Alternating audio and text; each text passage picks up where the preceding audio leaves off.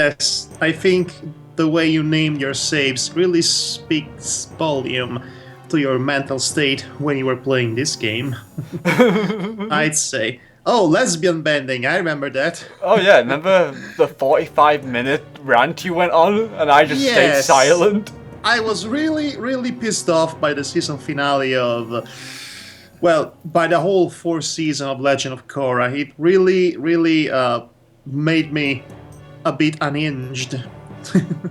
Let's go with that, yes. Yes, let's go with that.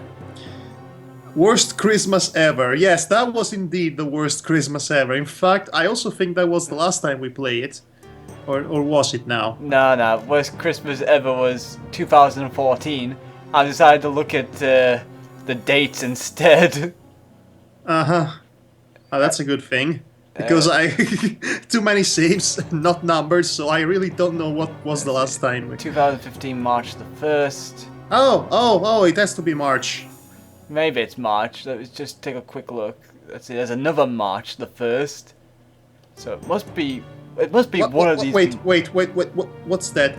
Sis hour? Six hour? I have no idea what that says. You know, looking back at this, I have to wonder what was the context for these titles. I have no idea either. Oh, I remember Bumper Skulls pretty well. Oh, we have some autosaves here. As well. Let's see. There's this one. Let's see, this was done at 3:12. So this was 2:20. I guess it's that one then. It must be. This is 3:01. So let's see, 3:1:27. Chaos be damn place. It must be that. Huh. Because I can't really think of anywhere else. Oh well. Unless we're going on to a new episode. No. I think we did complete the freaking second part of this game. Come to think of it. We should really just consult something. Yes, it's been a long time since we played this game. So I'm recording this as well. I know you are. Consider this a funny little prologue before we actually get into it. Without the funny or the prologue. So, Heretic. Yes, we're going back to Heretic, because why not? It's a relaxing game, and it gives us a chance to just sit back, relax, kill things, while we chat about general topics and basically engage in general discussions and all of that. We're the heretics of Let's Players. We're doing something, we're not concentrating on the game, we're talking about other things. Well, honestly, to be fair, we actually said everything that needed to be said about this game in the first few episodes. There isn't much to say other than you kill things in very repetitive and repetitious stages, using magic instead of chainsaws and BFGs, because this is basically epic fantasy Doom. Yeah. So there you go. Anyway, any update of where we went? Just select the next big stage and whatnot. Okay. So let's see. It has to be the dome of this spiral. It's a bad pun, and you should feel bad. Okay, Brigus the Monolith. All right. Right. So here we are in this new castle. Oh, I think. Well, it's a box. So I guess this is like the stone version of Solid Snake's box trick. Anyway, do you have other weapons, or do you start with the... Nope, we start the staff and this thing again. Oh, that's disappointing. Well, we're gonna have to... I have to get acquainted with the controls again. Okay, in the meantime, have you watched anything good lately? Let's see. Oh, let me start. Steven Universe. Maybe that's a good show that you probably never heard of before. Yes, Steven Universe. That's pretty good. Actually, me and Shannon discussed the show at length in a very Steven Universe-related podcast that we did. Yes, we pretty much dissected it and discussed everything needed to be discussed. So there isn't much left, really. It's really that damn good, and every episode pretty much hits you hard in the feels department of your soul. That's located, I think, somewhere in between the gut and the pancreas. There's a pancreas? There is such a thing as a pancreas. I am still yet to understand what is its purpose, but we have a pancreas, apparently. And it's something, apparently. Yes. I should have realized. We should have been looking for secrets. Well, isn't that what you're doing already? Well, I didn't start doing that until now. Let's see. Whoa! Well, there's enemies up there. There's enemies up there. Yes, blast them with your mighty magic, with all your might. Yes, I haven't got that yet. Speaking of all your might, so the reason why we are whoa, playing whoa, whoa, whoa, whoa. Right. Yeah, the reason we're playing this. The reason why we're playing this is because, honestly, well, we had plans to read Silent Ponyville 2, which you might know because I've been posting videos about it, of us reading that fanfiction. And, well, we had planned it to have it read by the end of October, but on one hand, it turned out to be a much longer fanfiction than I remember it to be. And on the other hand, it also turned out to be a much more exhausting reading than I thought it was going to be. So for that reason, we decided to, we're not going to end it by the end of October, so we might as well put it on hold up until further notice and just, relax and focus doing things that we actually enjoy doing. Oh, gosh. Like seeing Devar fleeing from the enemy. Because I haven't got any good weaponry on me. What happened to your infinite stuff of infinitum? I have no idea. Oh. I have potions here. Bag of holding. This! Yes! Now we're talking. Alright, so were you saying any good episode you saw as of late of any show? Oh yeah, we watched My Little Ponies just an hour ago. Oh yes, I've seen that episode this very day too, and I've got to say, why are they broadcasting a Christmas episode in October? I don't get it. I don't get it either. What's the deal with that? It's like they want to, certainly take the piss about how, Christmas decorations are up before Halloween. And that's even more confusing because the Halloween episode, or I should say the Nightmare Night episode, is going to be airing next week.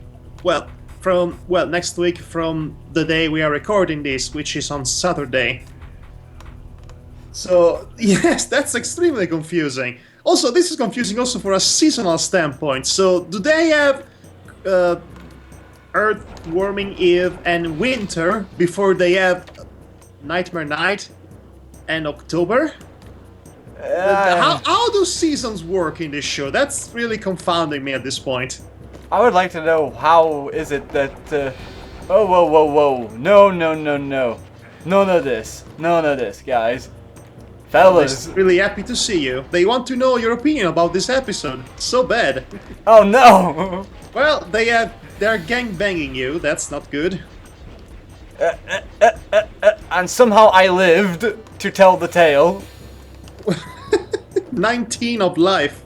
That's great. So aside from this confusing timeline that the show must have, well, this level is not messing around, isn't it? My God, they got the bumper skulls out for me. So much for being relaxing. Yeah, you're telling me. Oh gosh. So I thought it was a really good episode. Yeah, I thought it was an overall good episode as well. It was so nice to finally get to properly meet Pinkie Pie's family. That was so nice. Not only we know about Maud, that we actually learned to love since her first appearance, and I love to see just not only these family members, but how they bond with the Apple family. Specifically, I love the scene in which Apple Bloom manages to find something to relate with Maud. Yeah, that was a very lovely moment, I thought.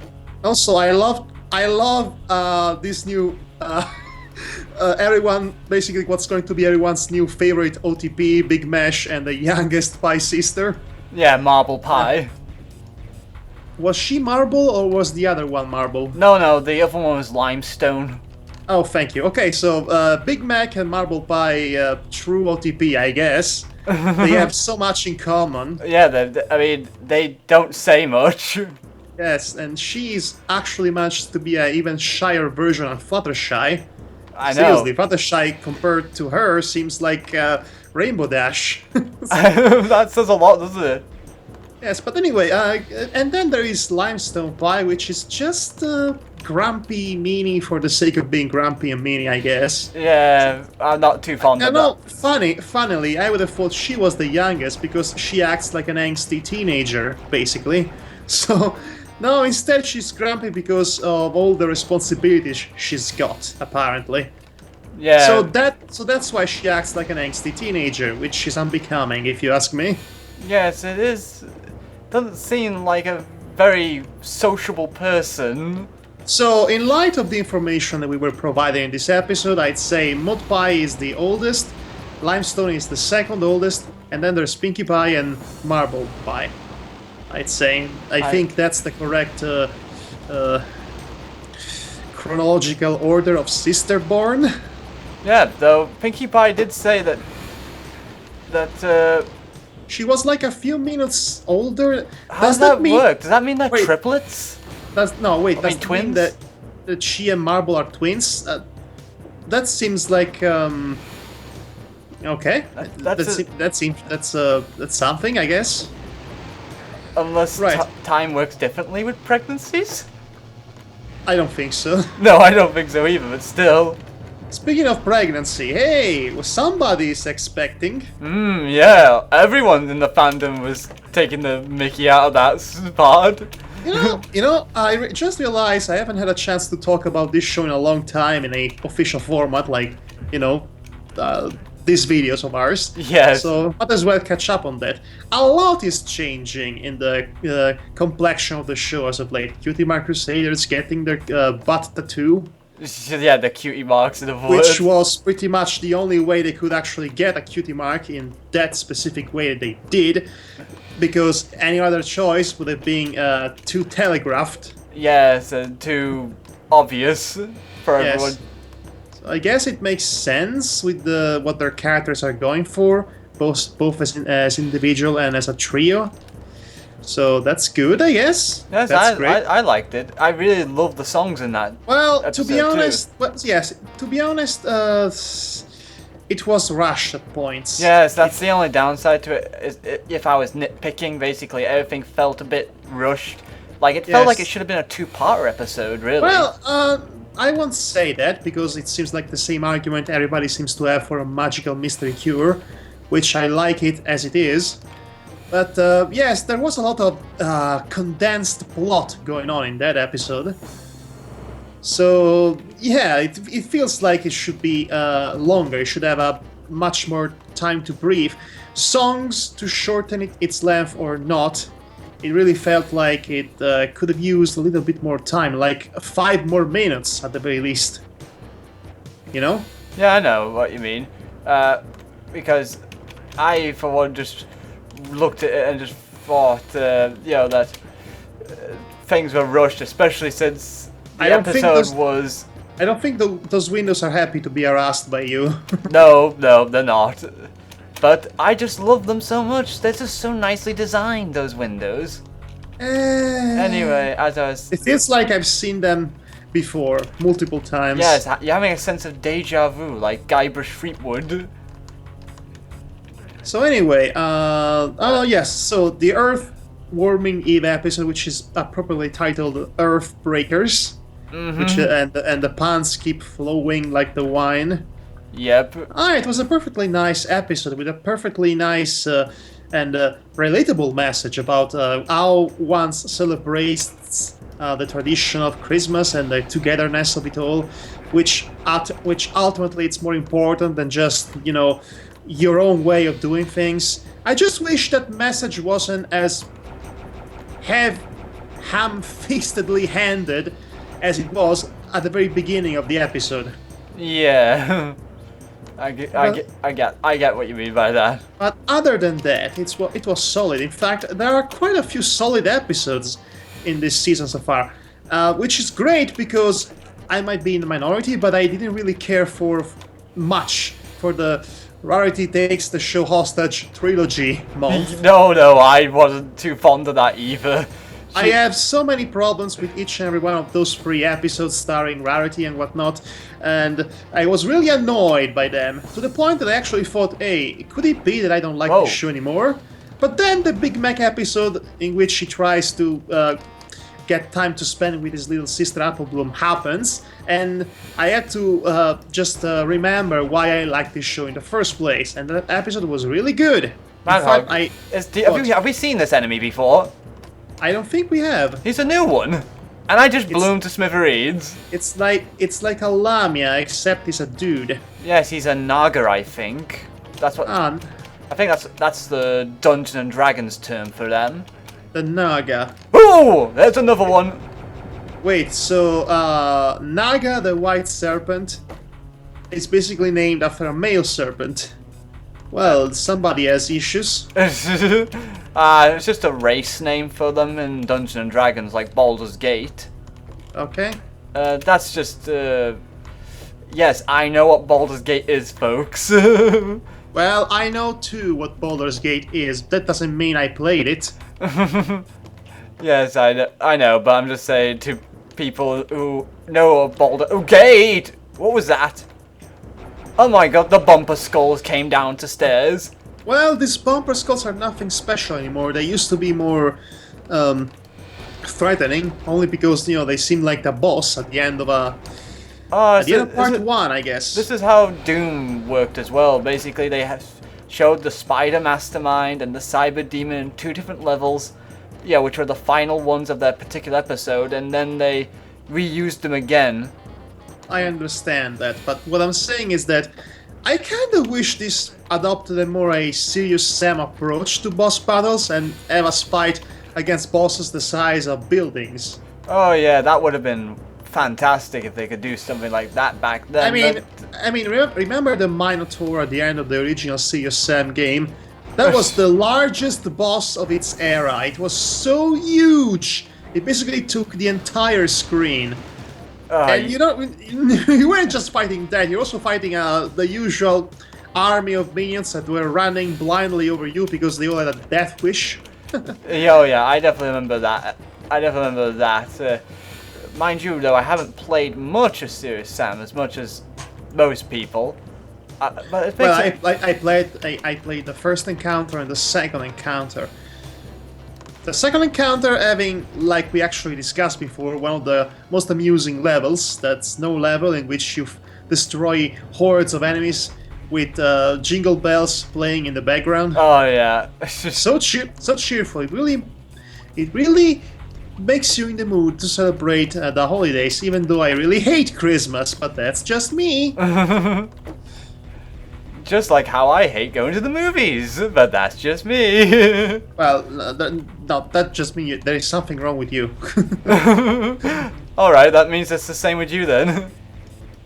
Anyway, speaking of Christmas, No, I hate Christmas. Unlike you, I despise Christmas for perfectly legitimate reasons. Yeah, we discussed those before. Anyway, technically we're still in October while we're recording this, so we should discuss about Halloween. What do we think about Halloween, Devar? Do we care at all? I like the theme, but I don't really see much of it as a holiday. Well, here's the problem with me personally. Halloween became a staple holiday, a staple celebration in my country not even 20 years ago. So I really didn't get to live it out, so to speak. I really didn't care. It felt like a forcibly imported holiday that and the only reason we were celebrating holiday is because our cool American cousins were doing it. So it didn't feel sincere to me. Just like how England in this year tried to Whoa, whoa, whoa, whoa, whoa, whoa. Tornado. Tried to, basically imported Black Friday this year. That is the worst idea that could ever be. I know why. Okay, Black Friday exists for the sole purpose of making money. Yeah, but it's the utmost celebration of consumer society and the inhumanizing depths of it all, which is something that always associated with Christmas. Black Friday, like, accentuates, emphasizes that lack of humanity, that blind consumerisms, that basically kills us, literally.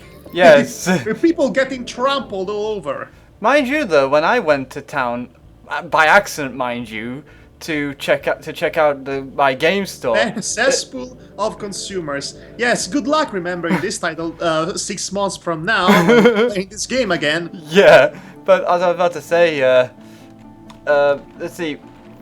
The funny thing is, while everywhere else was having trouble with people going around, trying to get through the best deals, which weren't real, in my opinion, there was the game store I went to, which is the video game store, to those not in the know, they had formal lines and everything, so no one was getting crushed, and had people, just... Did they have seasonal sales? I have no clue. It just... Well, it makes sense if they didn't. It didn't seem like there was a seasonal sale to me. Alright, what's going on? Okay, here's how the Black Friday craze works. Basically, it's like, hey, you guys, the first 50 who gets here first will get this, I don't know, this DVD player, this PlayStation 4, for half its price. Yeah. You better hurry, otherwise people will beat you to it. I must kill for the PlayStation 4. Sony, be my lord and savior. Oh. Yes, something like that. yes. The typical, caricature of the Sony fan. No, it's a caricature of any fan or sustainers of anything. I mean, you could easily substitute Sony with Apple. It would be the same thing, really. And Microsoft with a dollar sign. Like I said, with everything. That's not the point. The point here is, you tell people, hey, you, if you're fast enough, you can get this at half the price. I know you really want it, but you don't have much money to spend, so you must get it before your enemy do it, and your enemy is the rest of humanity. That's the logic at play. That's the worst of consumer society, really. The absolute worst. Yeah, I don't really get it myself either. It's like they exploit a very essential atavist part of the human nature. Gotta get the best out of life. Their unrelenting egotism. Again, gotta get the best out of life. And tragic lack of perspective. Mm-hmm. So yes, gotta get the best in life. Speaking of gotta get the best in life, have you had a chance to see the new Scooby-Doo cartoon? I'm afraid not, no. I've been... Okay. That's a sad thing. I've not had a chance to see Daphne with her hand puppets. And their beard. And the beards. The beard was outrageous.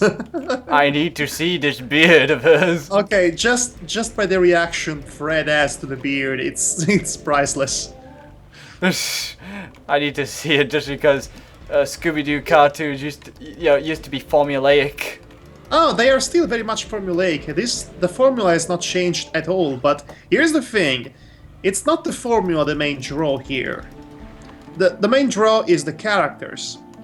Not because it's a particularly profound show or a Shakespearean deconstruction of the characters. No. It's very much a comedy, but it works because the funny characters are actually well-rounded and they have a good chemistry between them. Like, other than the dominant character traits that they always had, the show focuses on how they interact with each other. and the comedy that gets generated from that. And also a little bit of self-awareness that doesn't become outright caricature. So it's a really good show in that regard. It's a really well-written Scooby-Doo show, and honestly, that's saying a lot, because when's the last time you saw a good Scooby-Doo cartoon? If there ever was, indeed, anything good related with Scooby-Doo. But that's an argument for another time. Yeah, it's a very big argument. So for the first time in I don't know how long, I'm actually enjoying a Scooby-Doo cartoon, which is weird for me to say, considering how many times I wish they would just let it die as a franchise, but they keep milking it for all that it's worth. Yeah, gotta get the kids to watch it, man. But then again, if there was a good time to revitalize and trying to make something good with a show like Scooby-Doo, it's this time, because honestly, man, we live in an age which is possibly the best age for cartoons ever. Oh yeah, I definitely agree with you there. Because I mean, we've already mentioned Steven Universe, and yes, we talked about, and also we talked a bit about My Little Ponies. Let's I mean, look at how many good shows there are out there. I mean, on Cartoon Network alone, we have Steven Universe, We Bare Bears, the new Scooby-Doo cartoon, and in some level also Adventure Time that pushes boundaries constantly. And then on Disney Channel we have Gravity Falls and Star versus the Forces of Evil, which I love. I absolutely adore. I mean, it's a show that takes open inspiration from anime such as Sailor Moon, but it is such a well-rounded show that stands on its own feet. I didn't even notice it takes inspiration from Sailor Moon up until somebody told me it did.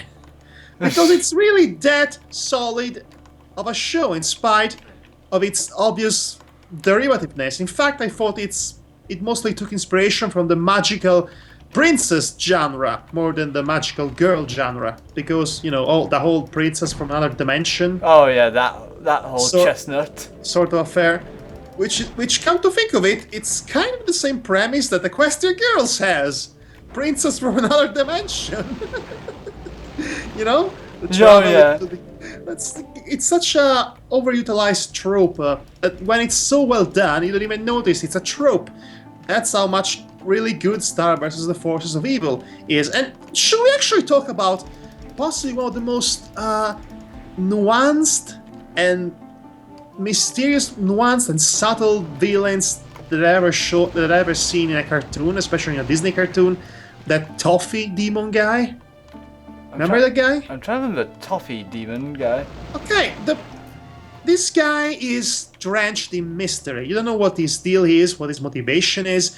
You just know he has something up his sleeve, but you don't know exactly what it is. And the fact that he always keeps to himself, it's always so nuanced in the way he moves and in the way he communicates and basically talk to people. It always seems so reserved. He barely even cracks a smile.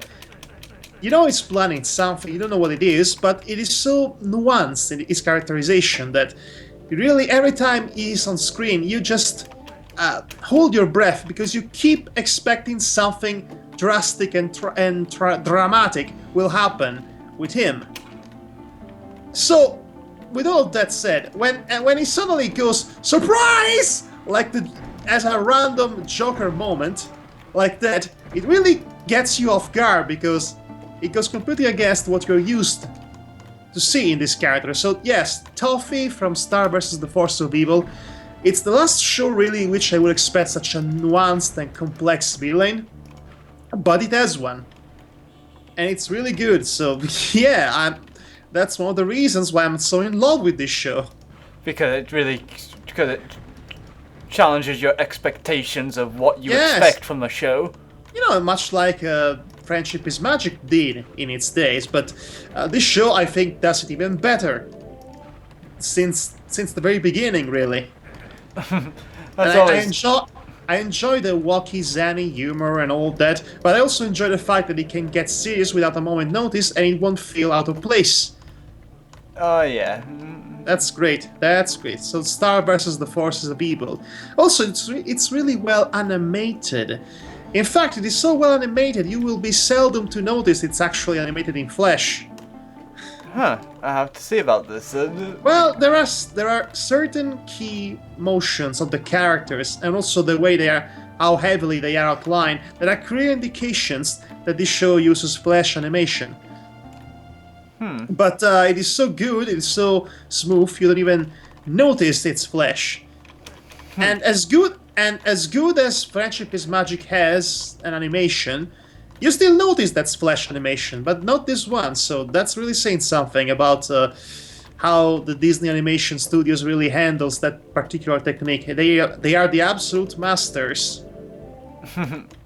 Oh yeah, they've always have been. They have the budget to do anything. Yes, well, not only the budget, they have the talent, because honestly, budget without talent doesn't mean anything. Oh yeah, that's definitely a thing. And talent without budget can still mean something. Right, get rid of this guy. Well, the absolute worst would be those Canadian flash cartoons of the early 2000s. They had no budget, they had no creativity, and they all basically sucked. Yeah. I mean, remember Odd Job Jack? Have you seen Odd Job Jack? Thankfully not. It's atrocious. It's really atrocious. Again, I'm glad I've not seen it then. Oh, key. Anyway. Oh my gosh! Oh, there he goes. I knew they'd do the Doom trick at some point. Well, this is Doom reskinned. Yeah, I know, but that's what I mean. Associate it with, basically put in important keys or items that you really want, and then you just grab it, and then suddenly, boom, enemies. So, like I was saying before, this is absolutely unquestionably the best time ever for cartoons. For the Western side, anyway. For Western cartoons. Anime, not so much. Anime is in a constant decline since forever, basically. I think it's less of a decline and more of a cycle. Stagnant. No, it's not actually a decline nor a cycle. It's the problem of anime is stagnation. Well, I think that's what I try to mean there, because the fact people enter and leave the anime fandoms of many different animes. Yes, I've seen Ross Ferris videos about it. Really? I didn't watch that. Okay, so basically, he actually brought up this argument about animes that they seem to be fixated on appealing and catering to a specific audience demographic, and which explains why people do have an anime face, but they tend to outgrow it because they come across shows that don't resonate with them anymore and their age and their own problems, especially considering the vast majority of them seems to be based on an high school. But that's not the real problem. I mean, our show is intended for a specific audience, has not stopped anyone to become fan of them.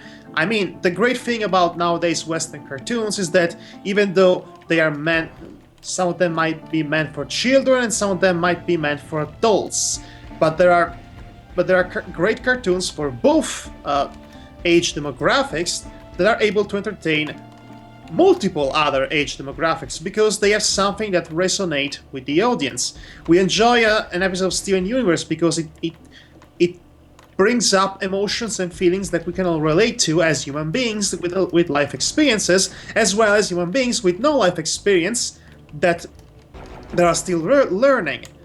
That's almost like the Pixar experience in that regard.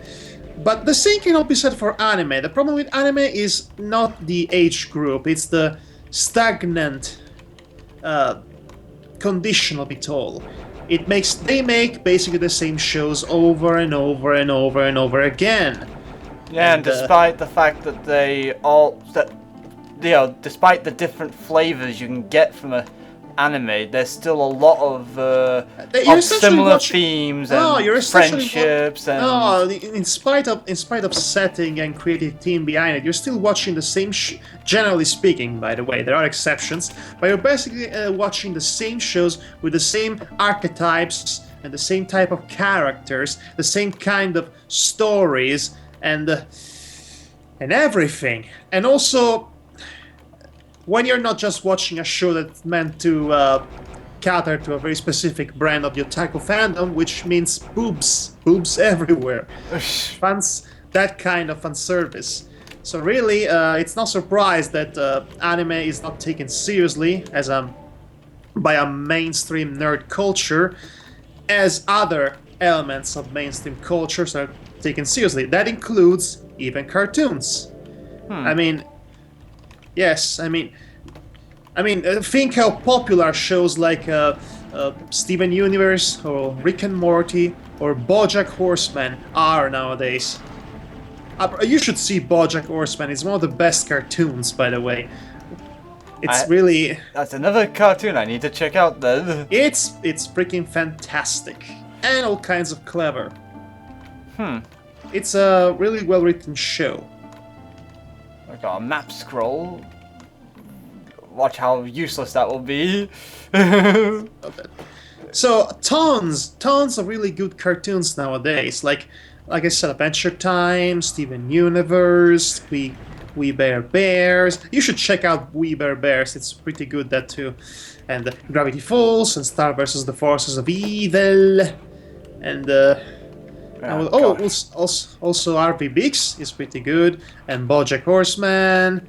And Bob's Burgers. And Archer. I love Archer. Rick and Morty. Rick and Morty! Speaking of Rick and Morty, hey! Yeah? This year, not only we are celebrating the 30th anniversary of Back to the Future, yeah, we also recently passed the date in which, supposedly, Marty traveled into the future of 2015, October 2015, in Back to the Future 2. And that's how they thought the future of 2015 was at the time. We do have some of it at least, but just not. Well, 3D is everywhere. That part is right. Yeah, and we have, we can talk, like via Skype and whatever. Yes. So you have that part. And yet. No hoverboards. Yeah, no hoverboards. About to say that. Or self-lacing shoes. See, what was I used for the? Where is it? The item thing. I need to find the item. Oh, I hate it when this happens. So actually, you know what? I think Studio Ghibli. There is a scene in Back to the Future that Studio Ghibli decided to draw over. So they recreated that scene in the style of the Studio Ghibli, of Miyazaki. It was pictures, not an actual animation. It would be awesome if it were to be an animation. In fact, it would be awesome to have a Studio Ghibli animating a Back to the Future animated film. That would definitely be awesome. There will be some, but anyway, now they actually released a couple of pictures in which they recreate the scene from the film. With both Doc and Marty in it. I think I saw that picture on Tumblr, and apparently you can jump on the what are those things? I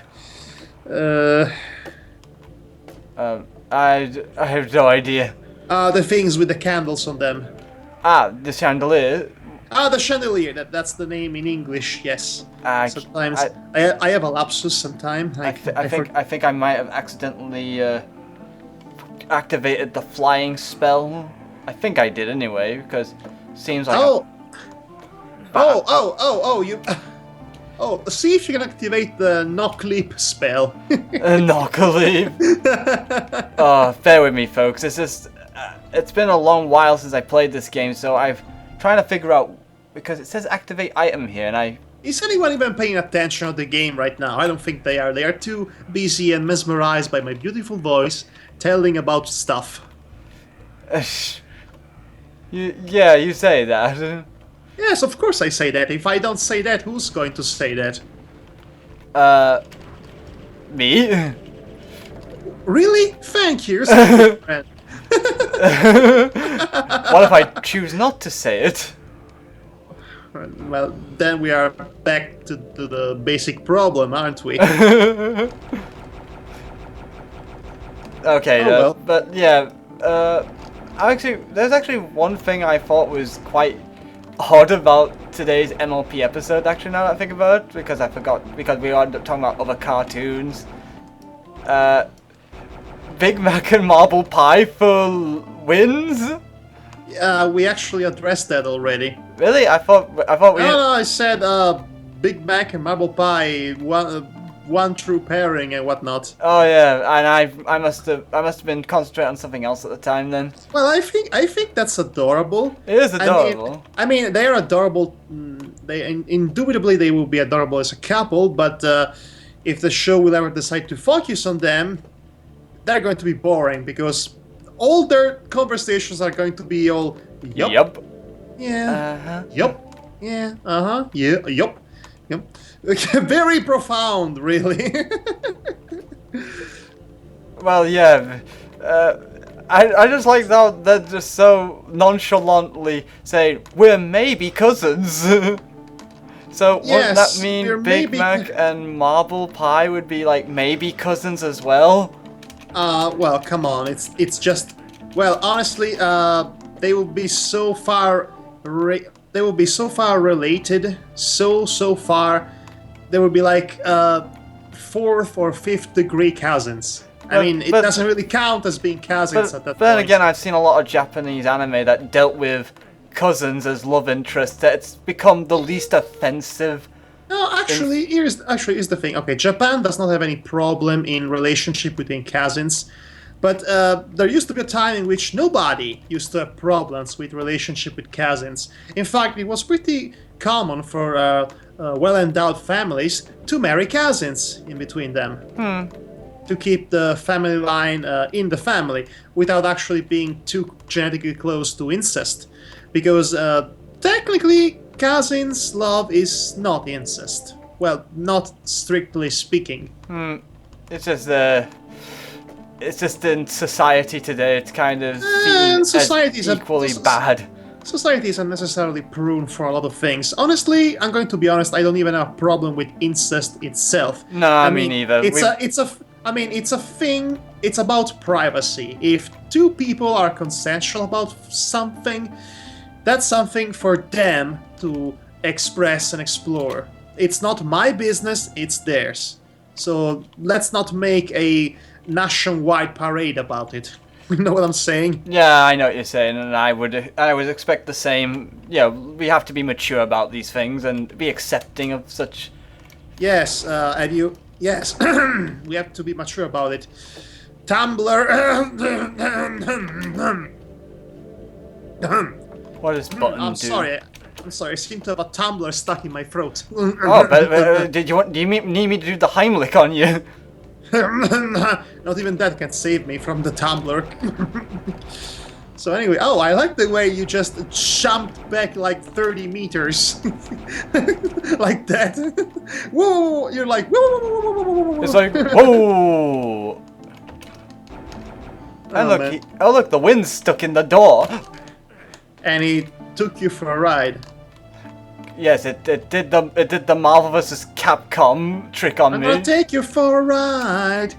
I'm gonna take you for a ride. I wish I knew how to use potions again though, because. Oh! Speaking of fighting games. Oh yeah.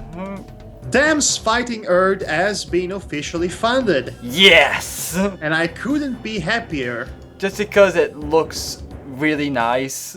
And also because it's the culmination of several years of work that almost was for nothing. It was originally meant to be Fighting is Magic, the unofficial MLP fighting game, but Hasbro axed it.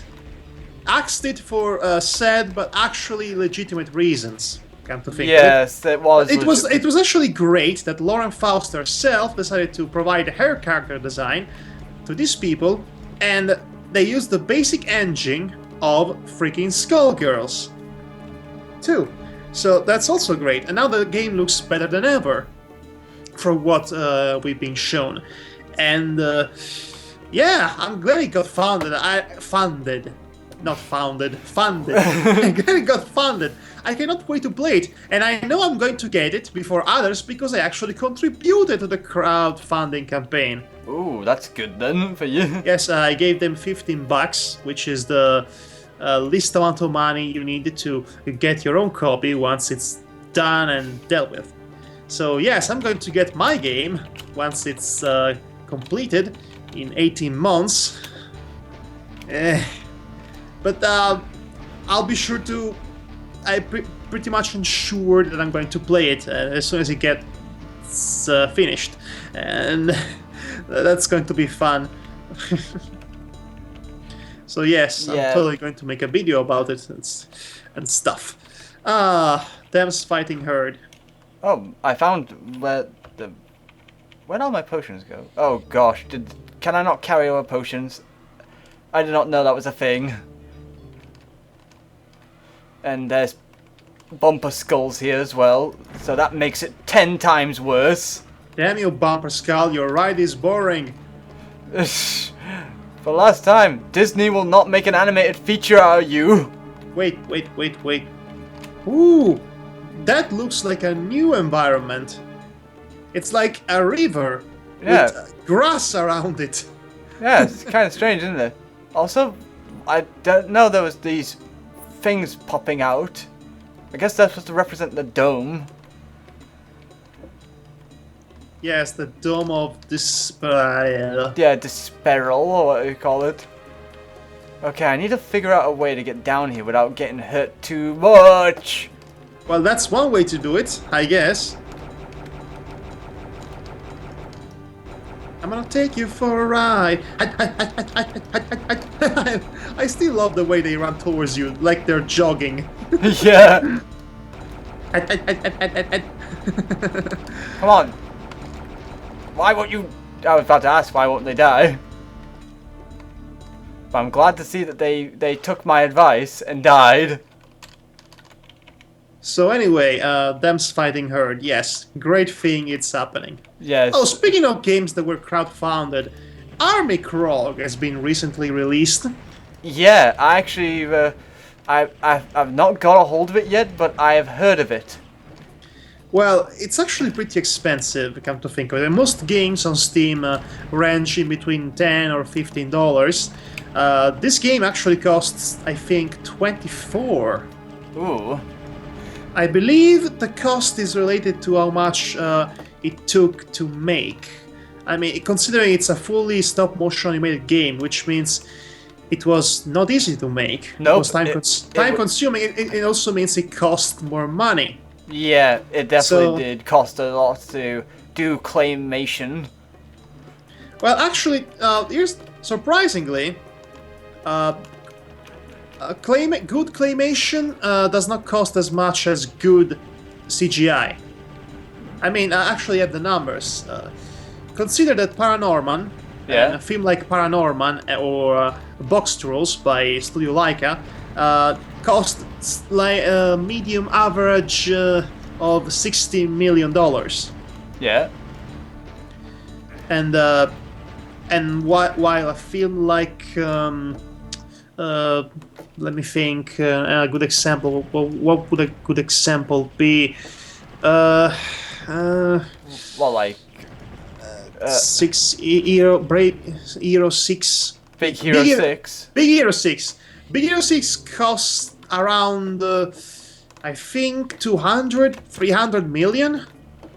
Sadly, I wouldn't know anything about this because I'm not. No, I know it. I know the budget of those films, but here's those are high budget CGI Disney film, and they can afford the best CGI in the world, and the best CGI in the world, animation in the world, is actually far more expensive than any other form of animation.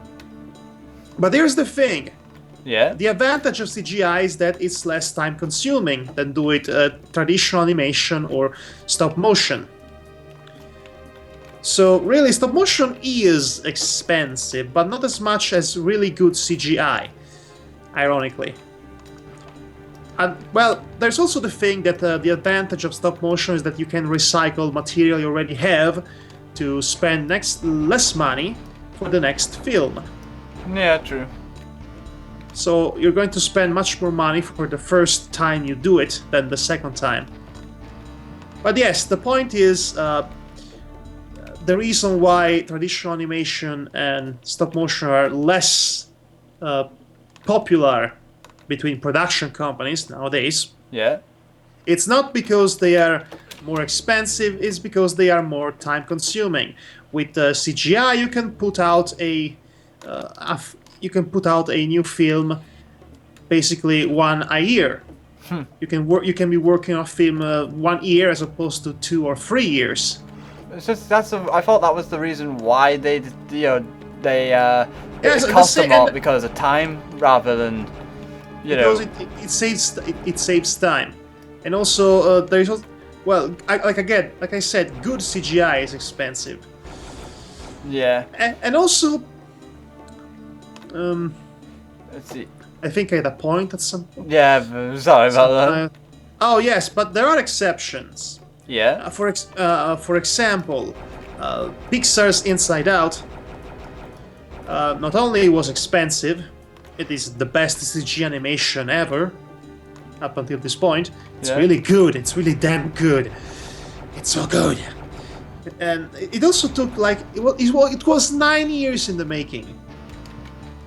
That's a really long time to be in production. Well, 9 years not just the production, but everything else, from the first conceivement of it to the point in which it gets into production. That's the total amount of time that it took to actually conceive and make Inside Out. 9 years. It's amazing, how long people. But honestly, it really shows. And every single frame of animation, every single tidbit of writing and characterization, it shows that how much care it was put in this film. Really, when you get down to it, one of the main reasons why people tend to not appreciate CGI, people who grew up with classically animated films like us, is because we tend to think that it's generally put less effort in animating a CG film than in a traditional film. But that's not the case. Well, it depends really by whom is making this film, but that's not always the case. The same could be said for flash animation. The reason why flash animation became popular is because it takes less time to do than traditional animation. Yeah. It's also less expensive. So it's like a win-win situation for whoever is tasked to produce cartoons, without actually spending too much on them. Now, for the most part, this led to the creation of really horrible cartoons made in Canada specifically. And I like to think that Friendship is Magic is kind of redeeming the entire country when it comes to Canadian flash animation, because the show is indeed animated in Canada. I would not have known that. Well, it is. Studio DHZ is a Canadian animation studio. The show is written by American writers, and produced by American companies, but it's animated in Canada. Which, likewise, most of the cartoons you were enjoying in the 80s were animated by either Japanese or South Korean studios. Yeah, I knew that part. Like Thundercats was commissioned by Warner Brothers and created in a Japanese. The same can be said studio. the same can be said for Transformers. Inspector Gadget was actually the result of 3 countries getting together. French Canada, America, and Japan. I think Tiny Toons even had such a thing going on. They basically had multiple countries. Yes, some episodes of Animaniacs were animated in South Korea. And you will notice when that happens, because the style is slightly different from what you're usually used to. I went to a little Earth. Hello, I am Jesse the Body Ventura. And here I thought you were gonna go like, whoa, McHorty, we gotta go and... no, I am the Bonaventura. I talk like this. But yeah, it's quite interesting when you actually research into what companies did to get cartoons out and be made. In fact, let me blow your mind. Okay, let me see if I know this one. Many of the animators that actually worked in the film adaptation of The Last Unicorn, all the way back in 1981, I think it was 1981, well, they ended up becoming employers, or even founding members, but mostly employers, to Studio Ghibli. Huh. Did you know that? Actually, no, I did not, but it wouldn't surprise me, to be honest. In fact, come to think of it, many animators that actually worked on animating American 80s cartoons ended up in Studio Ghibli, come to think of it, or in other Japanese studios that later became more prominent. So that's a nice thing to learn about. Yeah, that's something to keep. That's something nice to. You know, the more you know about cartoons. Yes, the joy of knowing your favorite cartoons and animated movies. Let me think now. I don't know where I'm supposed to go. Come to think of it, I really like what I think Frederator, the Fred Sieber's production company. Yeah. Speaking of production cartoons and all that, it's one of the best things that ever happened to animation, and not many people actually acknowledge that. Not only are they the producer to some of the best cartoons of the past 2 decades, including every show by Butch Hartman, from Fairly Odd Parents to Danny Phantom to Tough Puppy, which is a really underrated show if you ask me. Yeah. To Adventure Time. To My Life is a Robot. My Life as a Teenage Robot. That's a lot of different cartoons to be. No, they made their own imprint in the animation industry by producing some of the most memorable shows that gave them importance. But what they're doing right now is actually probably one of the most important things any company should do, and that is promoting the independent artists. They have several YouTube channels affiliated to the Frederator company on YouTube, such as Cartoon and Gover, which promotes and publishes animated series like Bravest Warriors. Yeah. And then there is the Frederator channel, which produces shows such as 107 Facts About This Show that you like. Oh yeah, I've watched one of those. I watched a fair few of those. I love those shows that they host because they are really informative about background and information that goes into the making of a show, and also very entertaining in doing so. But the most important thing that they do is promoting new talents, or talents that they don't usually receive much visibility because they had to make their own way through sharing and distributing their material through the internet. In that regard, Frederator is doing an absolute good thing by promoting the new talents and artists, but also establishing a network for them, a publishing network, an online publishing network, to which in turn would actually guarantee a bigger revenue to this artist for every animation that they do. And it's great that they do this. It's great that a company, a mainstream company, mind you, now, an important company, is doing all it can to actually promote independent animations and giving them a chance to be seen. And it's always fun and surprising to see what kind of artists and what kind of shows, what kind of projects get actually visibility through Frederator.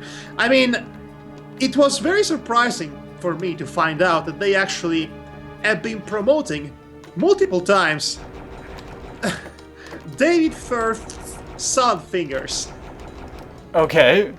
Yes, remember Salad Fingers? Remember Salad Fingers, the guy, I like to touch rusty spoons. I remember that part. So yes, they are promoting the works of David Firth. Alright. Which is great.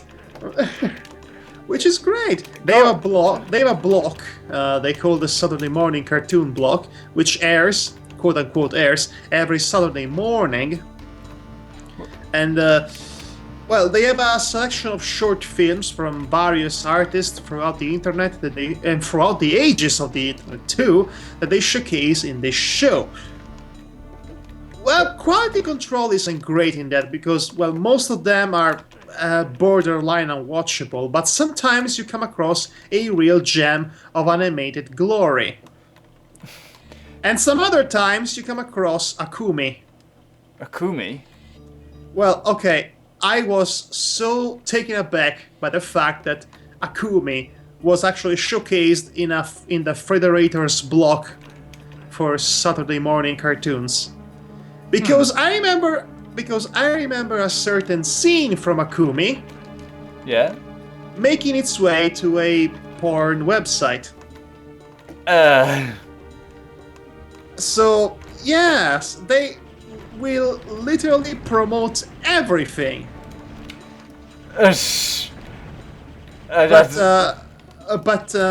okay, so the version of Akumi that's available now, publicly, is a very much censored and re-edited version of it. Well, because, yeah, of course it would be. The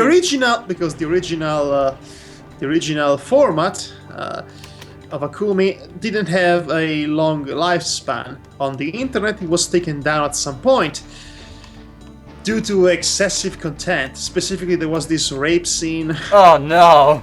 And guess which scene from said cartoon make it to freaking websites.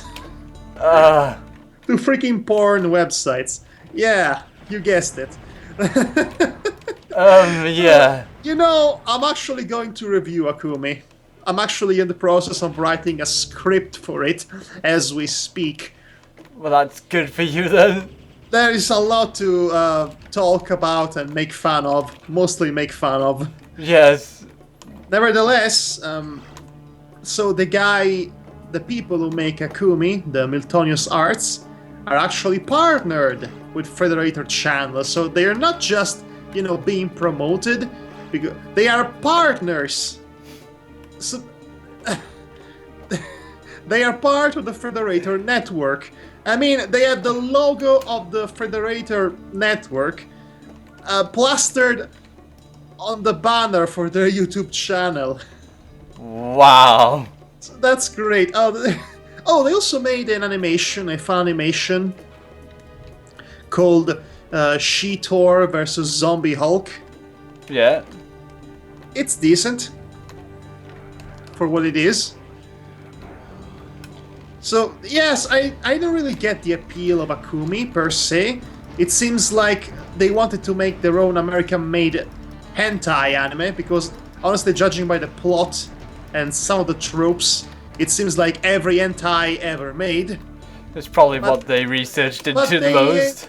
But they ended up removing the more excessive content, because otherwise it wouldn't, you know, fly with current YouTube policies. Well, yeah, of course. Especially since they want to monetize those videos. Yep. So there it is. That's the version that's publicly available, and that's the version that I will review. Which is probably a good thing. Yes, it's a good thing that they removed that particular scene, because let's face it, you don't need to actually show the rape. You only need to, you only need to imply that it happened. If you end up showing it, it ends up glorifying it. Well, it ended up being basically blatant exploitation at that point, especially in the way it was shot. Well, shot animated, I should say, but let's go with shot. Yeah. Okay, so and also, but you know, do you want to learn the most hilarious aspect of it all? What? Okay, the rapist is a space warlock with cybernetic implants by the name of, get ready for this, What? Lester the Molester. Oh no! That's his name. Oh my god! Please do not tell me he even has a creepy voice to go with, like a sort of deal. Well, kind of. More like a cybernetic voice that goes like, yes, I'm going to bang that. Oh gosh. It's also a bit overpowered. It's like a million gadgets and power-ups, and well, I'm glad when the main character basically cuts off his leg. Well, I don't think anyone's gonna feel bad for them. No. Oh yes, the main character. Why? Well, okay, so there is Scantily Clothed, and then there is Akumi. Why? What we're talking about here? Well, okay, she literally goes around wearing nothing but bra, panties, and a jacket. And people complain about Quiet from Metal Gear Solid 5 more. Oh, no. Quiet is a dignified bookworm compared to Akumi, let me tell you. It's just for what you described, it doesn't sound as bad as bad as what the internet would make out to be. Well, you know, the internet is the internet. Yeah, it's just, can we talk about how blood and violence is glorified? You can do that, but apparently you cannot show cleavage, because apparently that's worse than well, you can gory violence. Well, you can show cleavage. You cannot show nipples. Yeah, that's what I mean. Yeah, well, it's like that's actually a problem specific with Americans, and Americans kind of really made the internet their own, culturally speaking, for better and for worse. But really, it's all a matter of societal upbringing. We're talking about a country that only became slightly aware of its own sexuality around the time Kinsey dared to tell people, hey, you like sex. No, we don't. So really, it's a problem of our entire society, entire nation was brought up throughout ages. If you go to France, nobody has a problem with that. In France, that does not make them a pervert. That does not make them perverts. Some of them might be, but that does not make them a Pepe Le Pew, which is how American basically make fun of France in the most ignorant way possible. But that just means they are more open-minded and they explored sexuality in all possible forms and whatnot. Yeah. So yes. It just seems to be a thing that happens. Yeah, that just seems mind-boggling to me. Alright, let's just save here. Oh yes, you haven't saved in a while. Mind-boggling. Nah, I'm trying to think what it would be. Bugger.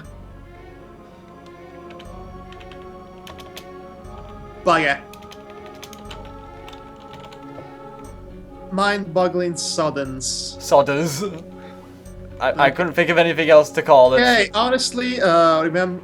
Okay, so I realized that most of these save games relate to whatever we're talking about rather than the actual place they are. So that's why we are confused by them.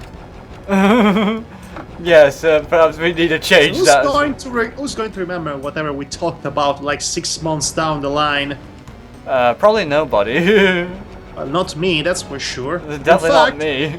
In fact, to be honest, I don't even edit these videos, these Doomsmageddon videos that we do. I just post them as they are, because really, there's no need to edit them. This is about as casual a conversation can get, and that's just it. That actually helped me save time, because I'm usually otherwise always editing everything we do, because I'm such a perfectionist about them. Even more than you, because I actually end up editing our dialogue bits to remove as many stumbles and flutters and misspelling as possible, for the sake of delivering a coherent conversation and comedic value.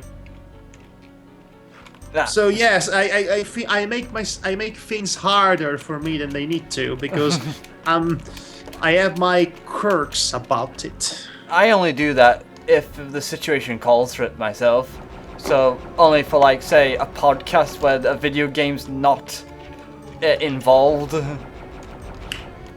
But in this case, in our Heretic video, I'm not going to care about that. I'm just going to post it as it is, and c'est la vie, and I don't need to edit anything. It's so relaxed, so relaxing. Just, record this and boom, on the internet. Done. Yeah, done, dusted. Right, okay, we got more enemies this way. They flying demons. I thought they would be axed at some point, to be honest. Because you have not used the gauntlets of Gaudy Doom in a while. I've used them in the last level against huge hulking demons. Oh, you have? Yes, I did. While you were on about something. Actually, see, you can even remember 5 minutes ago of a conversation. That's how fleeting this moment is in the time-space continuum. Well, it doesn't help that when it comes to video games, I'm more concentrated on the game than I am talking, so hence why I have trouble talking, usually. And I too am too concentrating whatever I'm talking than to focus on everything else. So it's like we got polar opposites here. This is it, folks. This is what happens usually in these little things we do. No matter what happens, Madhog's the one who gets the more words in than I do, just because I'm more concentrated on what I'm actually doing or the game in question. And yet, here you go, taking on the stage. Yes. This stage reminds me of something. It's a swimming pool, isn't it? No, I mean taking the metaphorical stage. Ah, that sort of stage, you mean? Yes, that sort of stage, I mean. Let's see, get all this lovely jubbly wobblies. Is there even anything to talk about the game at this point? I mean, you've seen it, we've seen it. Yes. Let's just drown it. Speaking of which, earlier ago we were talking about trivia about shows and such. Yes. Did you know that? No. If you have to do it, you have to do it right. All right. Did you know? What? The creator of Rick and Morty. Yes. He is friends with the person who created Gravity Falls. I know. And they were meant... Everything you're about to tell me, I already know. I can already tell you that. Okay, did you know that they were meant to...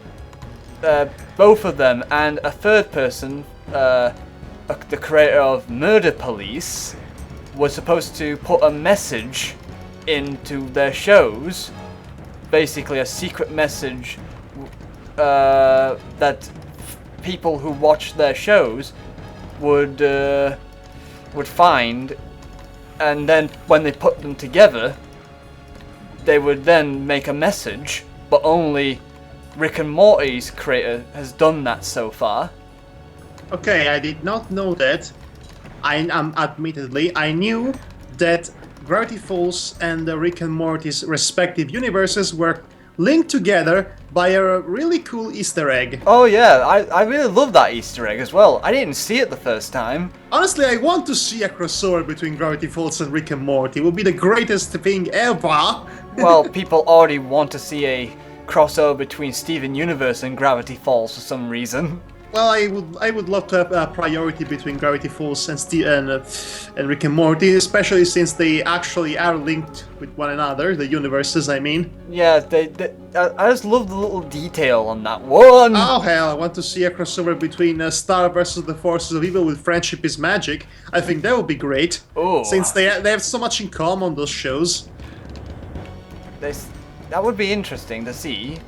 But honestly, I want to see a crossover with everything, because crossovers are rarely any good, but they drove us in spade. Oh yeah, just for anyone in the know of what I'm talking about the Rick and Morty secret message that has been left, do you know the background character in Rick and Morty who is a guy who wears a football for a t-shirt?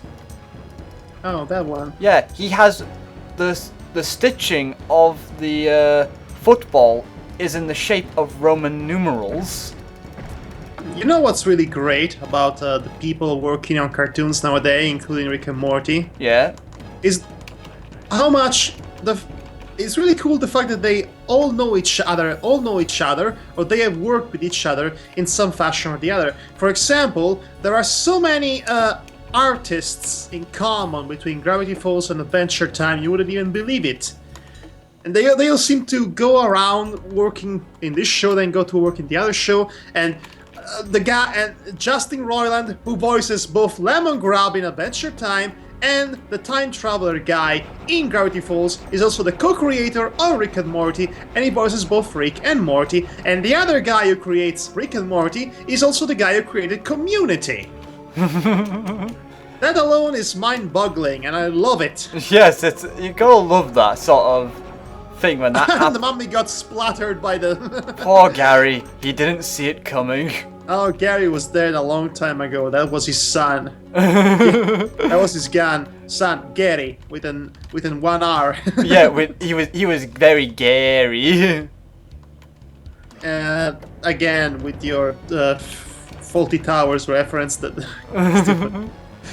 So yes, this is such a great thing about. That's why I love seeing the shows of channel Frederator, because it helps me keeping track of whomever is doing anything at any given time in these shows that I really like, and I love to see how much in common they all have for all the people that work behind them. I really love the fact when people in general as a community support one another, whether old or new ones. I guess this is probably the best time to do so, thanks to how easy it is to distribute both information and shows themselves and project and knowledge of things in general through the internet. And there is also a more clear-cut idea of what makes things good and successful at the same time, which is something that we never actually experienced before. Either we had to be really lucky, or a show that we like would never see a resolution. Yeah, which would happen all the time in the 90s. Yeah, or like to say shows like, say, the Dungeons and Dragons show. Well, I don't really care about that, but yes, it's a good example. Because, the kids were still stuck in the world. Yeah, Samurai Jack never had a resolution. That's a very strange thing. Most shows never had a resolution back then. If anything, cartoons nowadays have the opposite problem. They don't know when to stop. Look at Adventure Time. It has been milked for everything it's worth, and now both the writers and the animators don't quite know what exactly to do with it, except to add new stuff that ends up having a terrible payoff every time. That's my personal beef with Adventure Time as a whole, but still, Adventure Time is quite possibly the most important show of this generation. Not only for what it inspired in Steven Universe. Yes, not only for what it inspired other animations, other artists, and other companies and channels to do with its success, but also because it introduced a lot of new faces, of new animators and new artists, new storyboard artists, new writers in the field. Then they all eventually outgrow that phase, and they all eventually went to make their own stuff. Like Rebecca Sugar made Steven Universe, which is a show that far surpasses Adventure Time in every way. And like the other guy, that made Over the Garden Wall, for example. Or our Pendleton Ward himself went out to make Bravest Warrior on Cartoon and Gover. Or even Natasha Allegri that made Bee and Puppycat, which I'm still very disappointed over.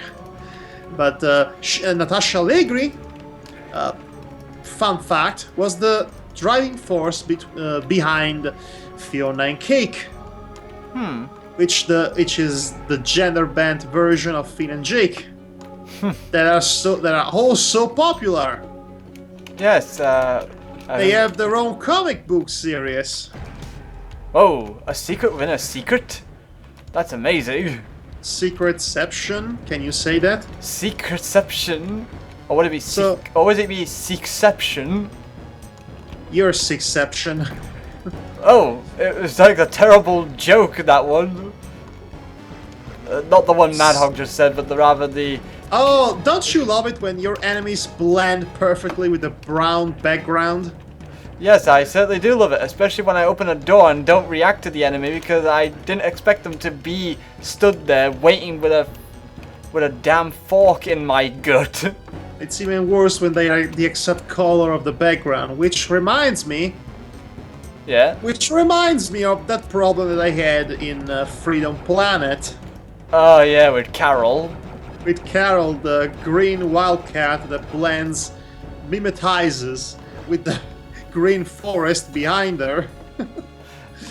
They could have made her stand out a bit, like did something to her fur or something. They could have made her a bit more grayish, if you ask me, which will be a far more realistic color for a wildcat than just a dark green. Well, you know, like I said about you know, the actual character designs, they were taken from a I know, but that doesn't mean they couldn't change them. No, but I mean, Lilac used to be a hedgehog until they changed into a dragon. I know, but I was talking about the color scheme more than the outline. I know what you mean, but I'm just saying, just in case someone comes across this video and, you know, is new to your channel. I somehow don't think this is the kind of video that will draw new audiences. This is more like for people who have been following me for a long time. Only they would have the patience to sit through, what now, 1 hour and 30 minutes. 1 hour and 30... Oh, by the way, while we were talking, the daylight savings kicked in. Yeah, so now we have, you know, an extra hour. Yes! So, an hour ago it was 2:35 a.m. Now, an hour later, it's still 2:35 a.m., which is weird. But it happens. So yes, more gaming bonanza. I mean, and by that I mean more of us chatting aimlessly. Fun times. Definitely in my case, aimlessly, because I seem to, you know, drone in and out of this conversation. Let me think now. What we were talking about earlier. It's just that, you know, I have this thing where basically, unless it's a series of something, like say, like, I'm trying to think exactly what I'm gonna say. A series like Steven Universe? I was thinking more of a YouTube series, really, like. Oh, okay. Like, you know, because like right now we're covering Heretic, but well, we're talking while playing Heretic, but you know, the information given was from a different video, so I tend to go with the mentality that, you know, to be inclusive as possible to both old and new viewers, so in some way. I was talking about the length of this, because I said I was going to post it in its entirety without even editing it, so it's going to be very long. So, and only the people who actually know me know us, know that like us are content, are going to have the patience to sit through all of this. And so yes. Need to destroy these fellas over here in their stables. Destroy! Excuse me, good sir, do you mind if I shoot you in the face? I guess he doesn't mind. He didn't answer you back. No, he didn't. But he was a jolly good chap. He was.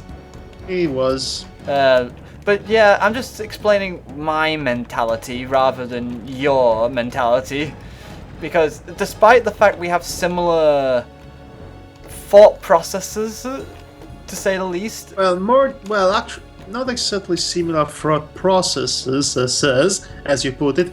More like similar tastes when it comes to very specific things. Well, we also have similar outlooks on... frick. I thought the guy would explode faster than I would. Come to think of it, we had a lot in common. Yeah, we have... For example, at some point we both used Pinnacle 15 as a video editor. Yes, we did. That was actually how we bonded, actually, the first time we met.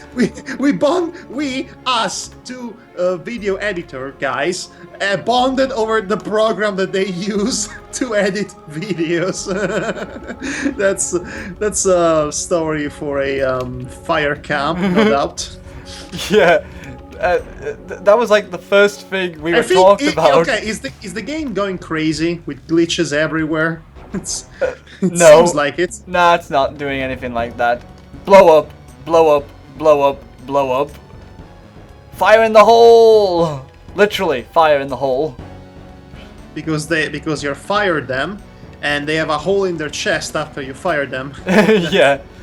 So that was like, seriously, that was like the first. Okay, honestly, okay. These shadows in this hallway are kind of seizure friendly. Yeah, that's very annoying to me, especially to my eyes. Oh, my eyes! At least I got arrows out of this and some extra lightning. And what was that? That was a map I just picked up. A map? Really? Yeah, a map scroll. You know, if I press tab, I get a map up like this. Oh, well, I'm glad you actually discovered how to use maps, because otherwise you will be lost in these levels for a long time like you used to. Yeah, I sometimes use it on occasion when I... Can I go up there, please? Or do I have to go this way first to activate it? Oh, there it goes. Oh, so it is one of those things. Don't die. So yeah, so the only reason me and Madhog started working together was straight after that conversation. We talked about Day of the Tentacle, which I was playing at the time. Yes, and then we ended up playing Maniac Mansion, and the rest is terrible Let's Play quality videos history.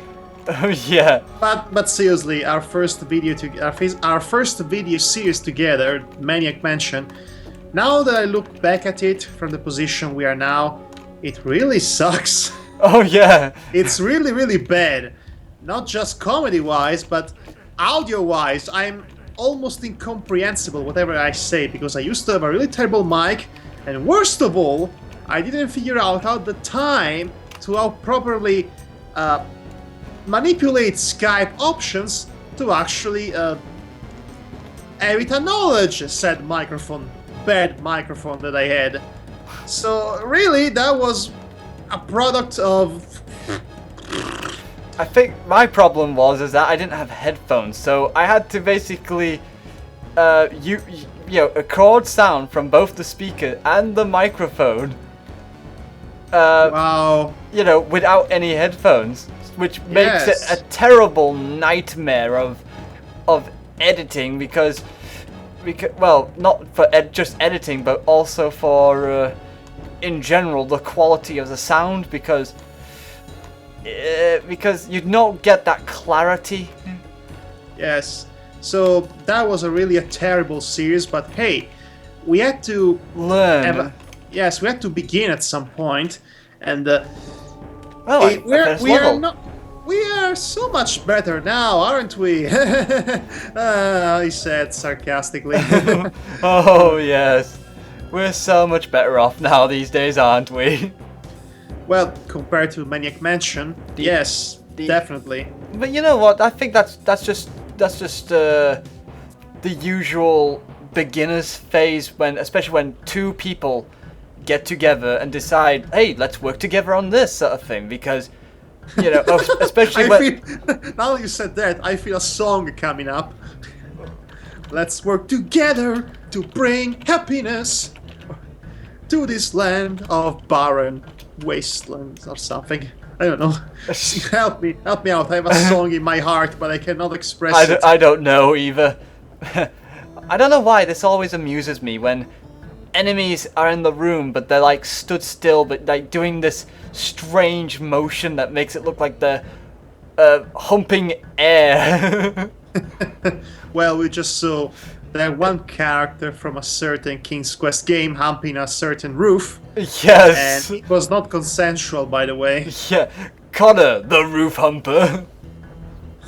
But yeah, I always found this sort of amusing, especially in Doom. They don't move until you start moving, I think. Which is a very strange quirk. And now look how many there are there to greet you. They want to party hardy. They want to. Yes. They want to sing how fabulous they are. Yeah. In case you didn't realize, my fiance wanted to show me one of the songs from Littlest Pet Shop. Yes. So that's a thing about it. She likes Littlest Pet Shop? No, she doesn't like it. She's more along the lines of she got curious, took a look, listened to a few songs, and even watched a couple of episodes on when it was on television when there was nothing else on.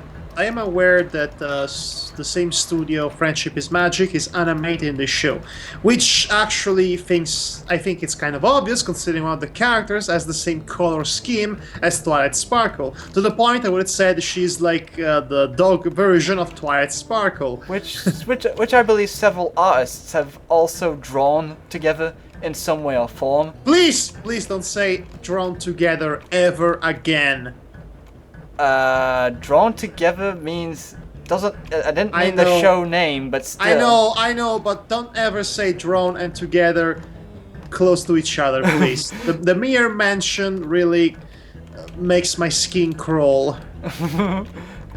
Well, I know there are many people who still enjoy Drawn Together. I know that it has a cult following. Frankly, I don't get it. That show is garbage.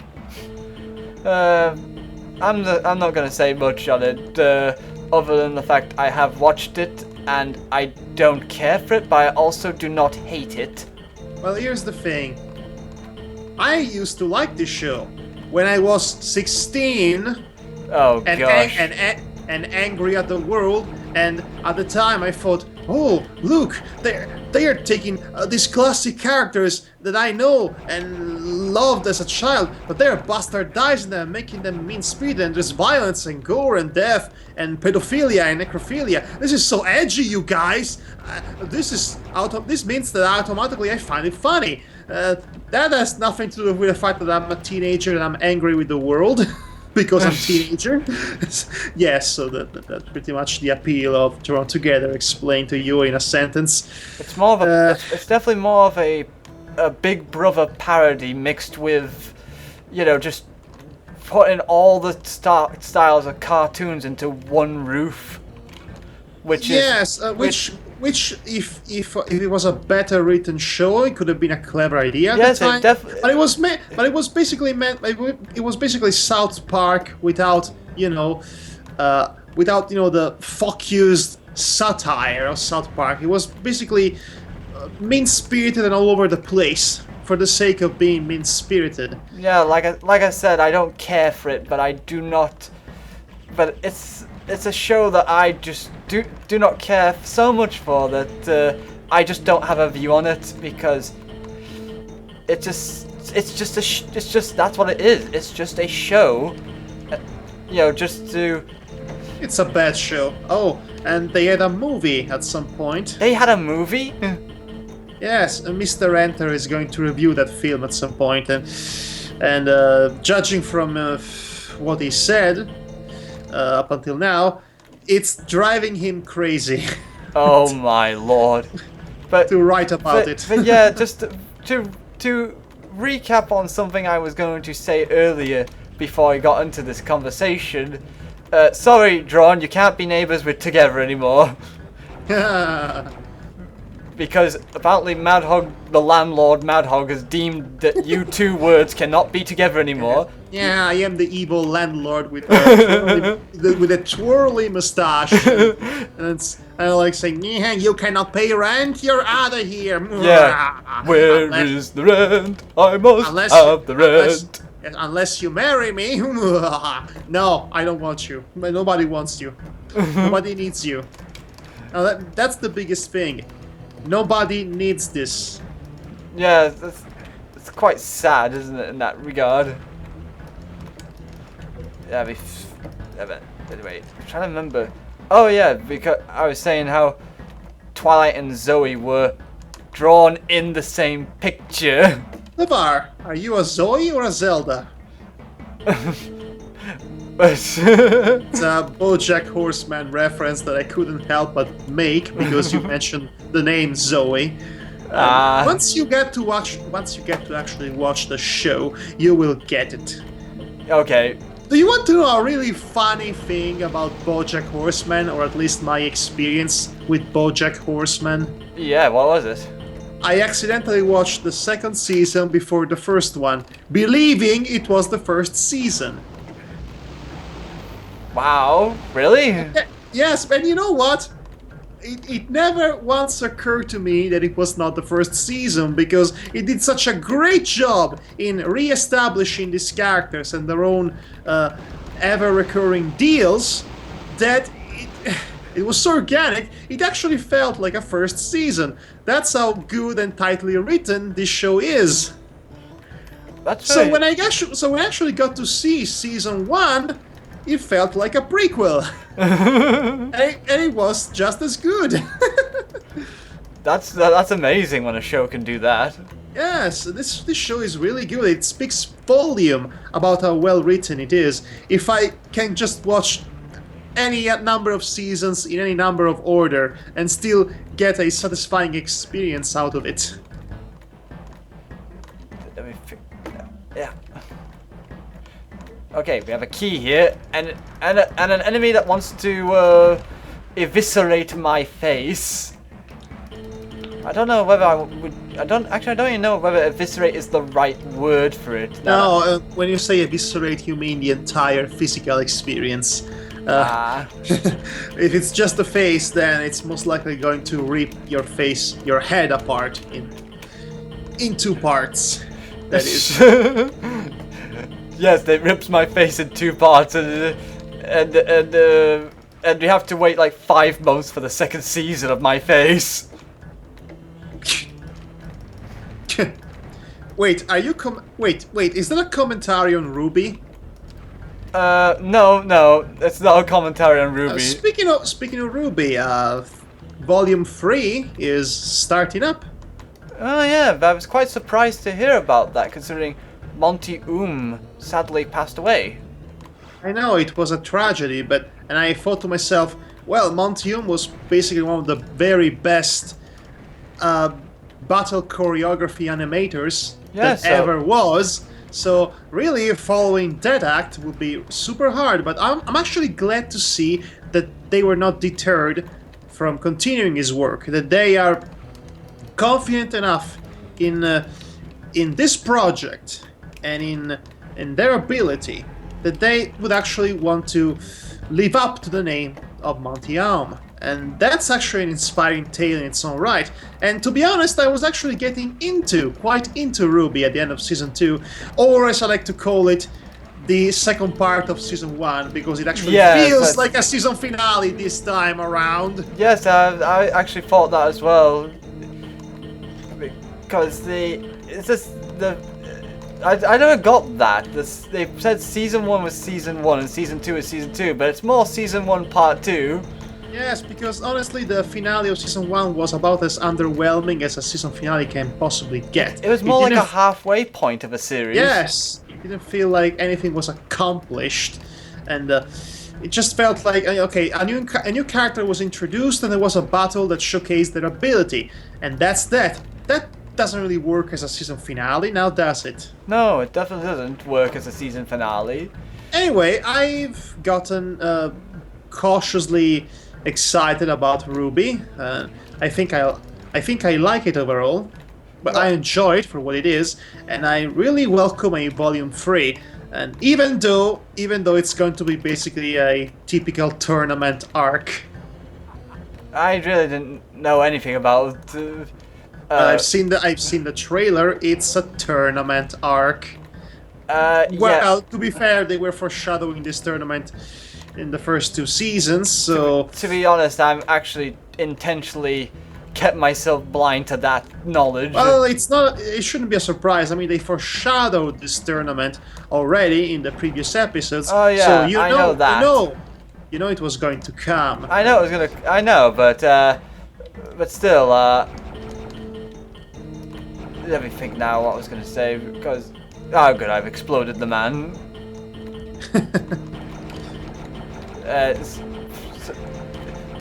My only concern is with Monty Oum not being part of the team anymore. That the battle quality will not be as good, but I'm still willing to give it a chance just because, you know. You never. Let's see if the battle quality will be that. But you know what? Monty Oum was not the writer of the show, so the writer won't suffer for that. Oh yeah, that's probably a good thing.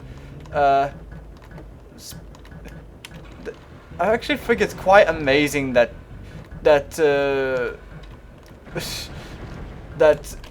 how popular Ruby has become, you know, compared to its small beginnings.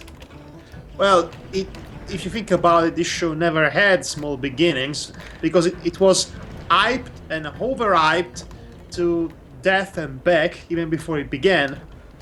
You know, it made people super excited about it even before the first episode aired. It never had humble origins. It was really meant and pushed to be like the next super big thing, like the next Red versus Blue.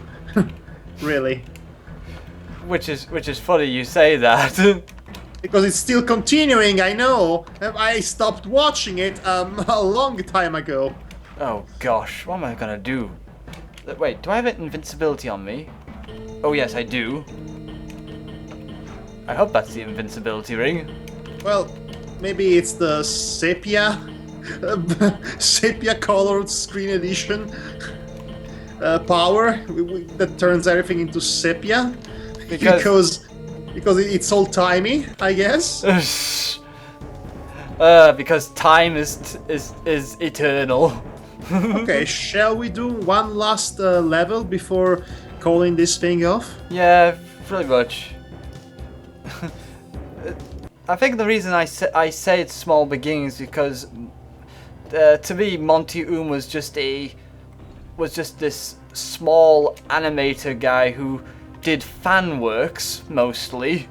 Well, actually, even before Ruby, he actually had a chance to animate a few episodes of Red vs. Blue, specifically the ones with the best battle choreography, which unfortunately just happened to be also the ones happening in the second half of the running of the show, which at the point it became something completely different from what it used to be, and it tried to have a serious story, which ended up being the most confusing cluster crud they could possibly come up with.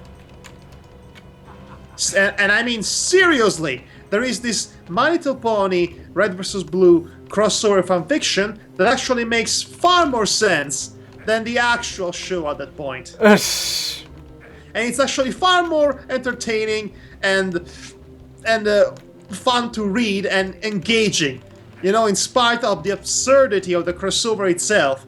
So that's saying a lot about the quality of a show when a fanfiction that crosses it over with a show that has nothing to do with it actually does a better job than the writers that are paid, writers that are actually paid to do this. That's really, really, really bad when you. That's saddening, really. Yeah. Oh. And don't get me wrong, it gets ridiculous eventually, but you're still invested in what's going on because you're invested in the characters and their relationships. Yes, I'm actually invested in the friendship. Oh, no. I'm actually invested in the somehow counterproductive friendship relationship between Twilight Sparkle and Church. And, seriously, they are quite fun. Seriously, it's kind of fun. And I like to see Applejack basically forcing and coercing the red team to pick up apples for her after they accidentally destroyed her barn, basically. so I like that. It's fun. It's funny. It kind of is. So yes, there is fanfiction. This fanfiction is much better written than the second half of the Red vs. Blue official show. You know, in between season 6 and season 10. Honestly, the series should have ended after season 5. It had a perfect finale that comes full circle with the beginning. So the only reason why they continue it is because it was successful and all of that. So they jumped the shark so many times. You stop counting, you know? Strangely, I never watched Red vs. Blue. I actually watched most of Monty Oum's old work, which was like Metroid vs. Halo. But that one had a very strange plot twist where Master Chief was a woman as well. Oh, so it's like that animated short of the Halo Legends package. Maybe. I think. I haven't seen it, but whatever. Sure, why not? I mean, you don't know who's behind that mask. Yeah, I know, but it's just that when you put Samus from Nintendo's Samus in the same... Yes, you can put Samus from Nintendo's Samus. I meant Metroid. Samus Aran from Metroid. You put her next to, you know, Master Chief, who is revealed to be a woman as well, and it's like, that's not copying her now, is it? Well, you know, I think Halo is taking inspirations from many things. Especially Doom. Because, you know, you can't say the Master Chief does not look like the Doom Marine. Okay, come on, that's a bit unfair. I mean, every first-person shooter ultimately takes inspiration. Did you say shooter? No, I said shooter, you misheard me. I'm pretty sure you said shooter. I said shooter, I insist. I heard shooter. Every FPS, okay? Every FPS game takes inspiration from Doom in some level or the other. Because Doom is kind of like the father of FPS. Well, Doom and Castle Wolfenstein. Yeah, so, Wolfenstein's so the grandfather. No, Frigs.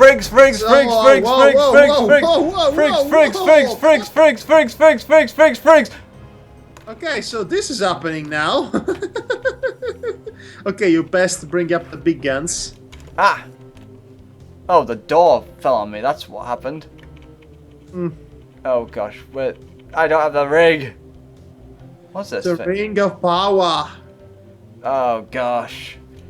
Yeah. Well then. You know what? Let's screw that. We don't need to be in there. We don't? Yeah, maybe we should. We don't need to be there. Maybe that's just an extra. Maybe you need to save. Yes, let's save. But yeah, that was his first animation. That I, as far as I know, is his oldest animation. Okay, speaking of animation and fun animations and games. Yeah. Have you been watching the Machinina Abridged series of Final Fantasy VII by Team 4-Star? I watched the first two at least, so I'm not up to date on that one. Well, they are very short episodes, but they are quite amusing. They're amusing. Okay, at this point in time, TFS can count a really impressive production value, since they earn, like, last time I checked, $12,000 a month from Patreon alone, which is insane. That is insane how much people love the show. So they come out with all the money they can. So basically, with all the money they get, they can afford professional studio equipment, audio, actors, and so what basically still counts as a fun project. Oh, look, they're attacking each other.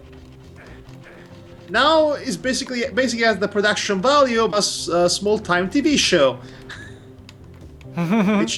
which is baffling, and they still claim it's non-profit when they're clearly making a profit of it, but it's technically not from the video themselves because they're not monetized, well, at least Dragon Ball Z. So I don't think that's how it works, but okay, I'm glad you guys are making a living out of this, don't get me wrong, but you know, if whomever is licensing Dragon Ball decides is not happy with this, especially considering how much attention it gets, I don't see this ending up well anytime soon. Oh, don't get me wrong, I don't want anything bad to happen to them. In fact, I dare say that in spite of Dragon Ball Z Abridged being a parody, well, it started off as a parody, it actually became its own phenomenon, its own show, and it's a legitimately new version of Dragon Ball. It's a legitimately better written version of Dragon Ball. In a more silly tone, though. Yes, but no, it's better written in general. It's sure, it's comedic, it's all comedy, but like I said, the writing is solid. It's much better than the original source material in every way, in every possible way, which doesn't take much because, let's face it, the main draw of Dragon Ball was not its story. No, it was mostly the action, which hasn't aged well in the slightest, and especially with all the Monty Oums running around nowadays. We are used to so much better battle choreography in general. Dragon Ball has ceased to be impressive. Yeah, but it definitely has inspired a lot of people, though. Okay, sure. I am not acknowledging that. I know, but I'm just saying. But yes, I mean, okay. So the film, The Resurrection of F. You know? Yeah, I know. Which came out. I hated it. I hate every single minute, every single second of it. I know I am the minority. I know this film is insanely popular. Frankly, I don't get it. They did everything wrong in it. Every single thing. I dare say it's the worst Dragon Ball related anything since the live action film. That says a lot. It's worse than Dragon Ball GT. I hated it. And to explain why I hated it, I would have to be here for a couple more hours because I would have to dissect every single scene in this film and tell you what is utterly wrong with it and why they fail at a fundamental level. But let's just say that the main problem with it is that they make Frieza look like a complete outclassed chump from start to finish. It's supposed to be the grand return of the best Dragon Ball Z villain. And yet, the first scene in the film, it shows Frieza in the afterlife being trapped in a piñata while freaking Angel and Cupids and whatever fairies dance around him. If you wanted to make us take this villain seriously, you failed big time. Then he resurrects in the most contrived way possible, and then he trains and he goes to Earth to fight Goku, and he fight him one-on-one, and they seem to be on on the same level up until, you know, Goku just defeats him because Frieza gets tired. And the worst part is the whole time you have the God of Destruction himself, Bill Sama, which I liked from the previous film, being there as a spectator.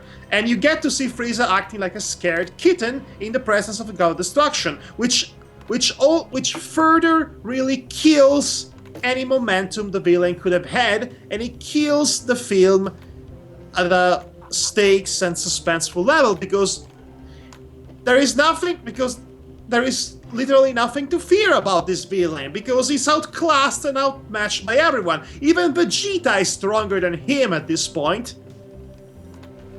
And then he just destroys the planet.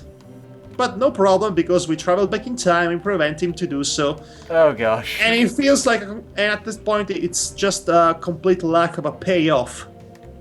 So I don't get why Resurrection of F is popular. I think it's garbage, and it had to do one thing right. It had to showcase an impressive fighting. But you know what? There was too much badly implemented CGI for me to even enjoy the fight, which did not have a proper payoff too. So, failure. Complete and utter failure on every front. Worst Dragon Ball film ever. Well, aside from the live-action one. Especially if you compare it with the previous one, which is a film, as I told you before, that I found was actually kind of good. We discussed about it, remember? I remember that. I remember loving it just because it was so different from the typical. Yes, it's a film in which Goku at the end of it actually learns something. Nobody learns anything at the end of Resurrection of F.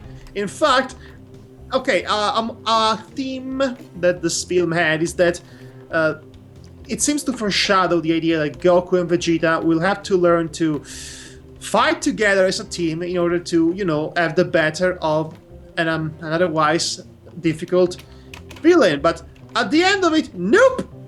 Nobody learns anything. Nope, they never fight together. They never do that.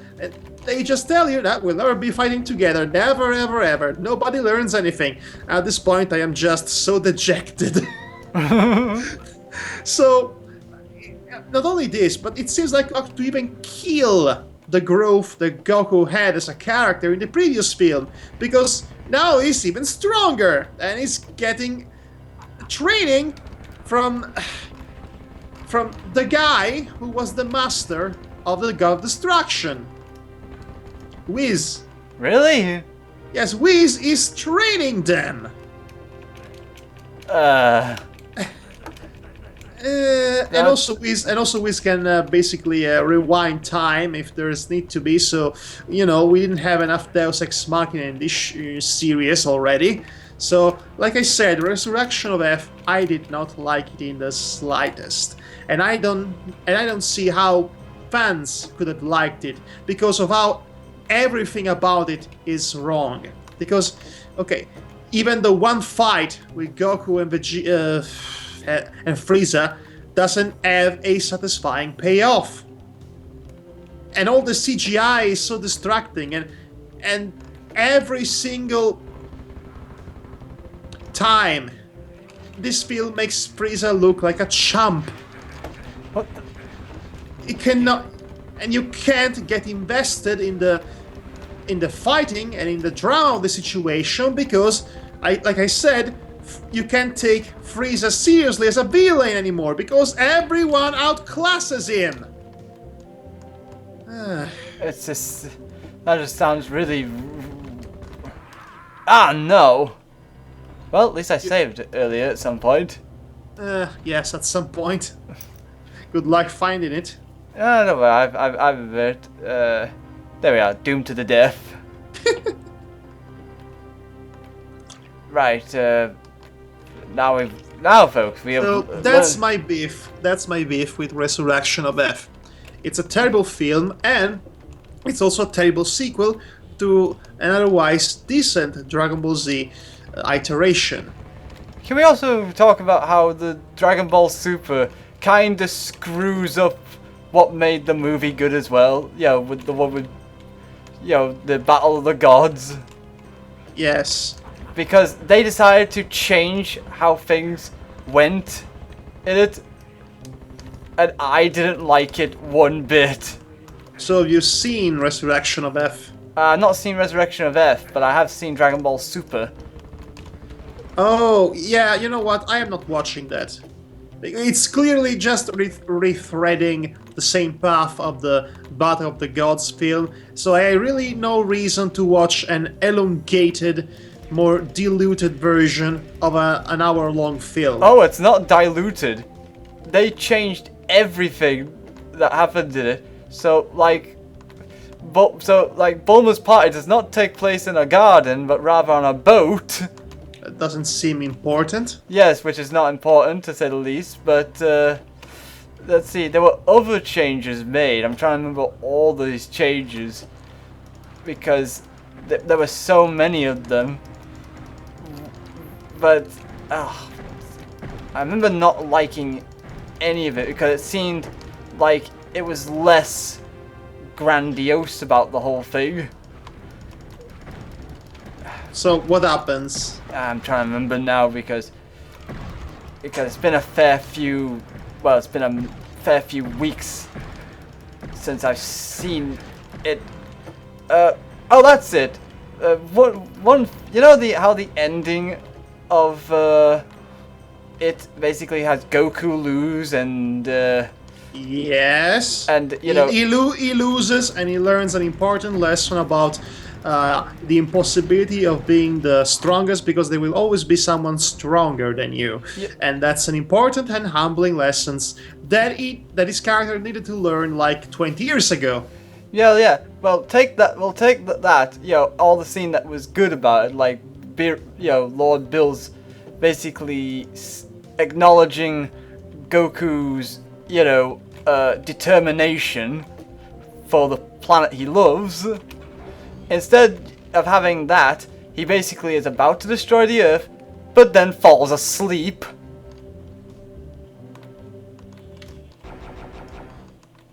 I hate Dragon Ball. I hate it so much. That just really sucked everything I liked about the movie out of me. That's really sucked the tension out, really. Because it's like it's like they really wanted to try something different, just to be more akin to, I don't know, the original Dragon Ball, which had more comedy than action. But that doesn't work. That would be nice, but there are moments in which the original Dragon Ball really got serious, especially when it comes to fighting major villains. So. Well, there's a reason why the comedy in the original Dragon Ball worked, sort of thing, because of execution. And it was not because of the constant presence of Pilaf and his drones and his chromies. Oh my god, one of the worst things of the new Dragon Ball films is that Pilaf is freaking everywhere. King Pilaf, remember that? Yes, I remember him. And his two cronies. And apparently, and let's not forget about the 47 years old woman in the body of a 13 years old. That's Trunks' fiancé. Which is all kinds of wrong. Yeah, all kinds of wrong. It's not right.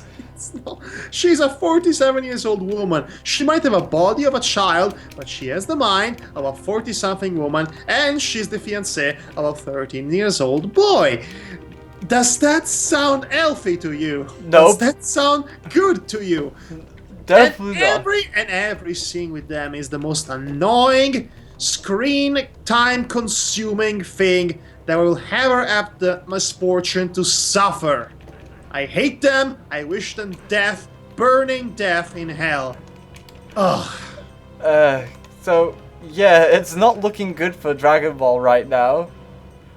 Even though it has not been looking good for Dragon Ball in 20 years. Well, aside from Battle of the Gods, but even Battle of the Gods had an entire centerpiece of it completely occupied by the pointlessness of Pilaf and company. Yes, and and awful CGI. Yes, even the sequel has awful CGI. Awful CGI all over the place with new Dragon Ball. It should make better fighting and better battle scenes and all of that, but you're too distracted by the really badly implemented CGI to care about the fighting itself.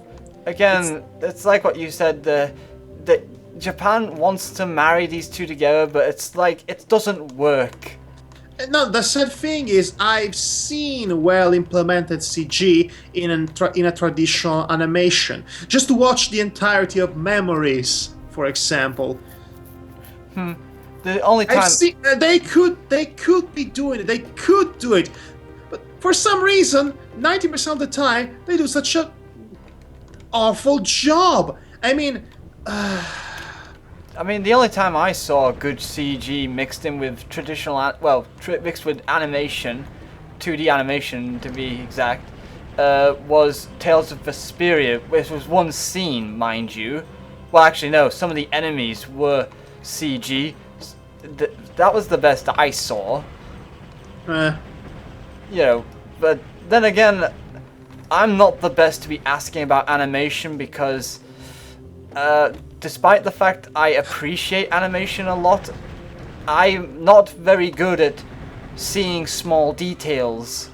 Well, you're lucky you have me. Yes, because... Okay, here's the thing.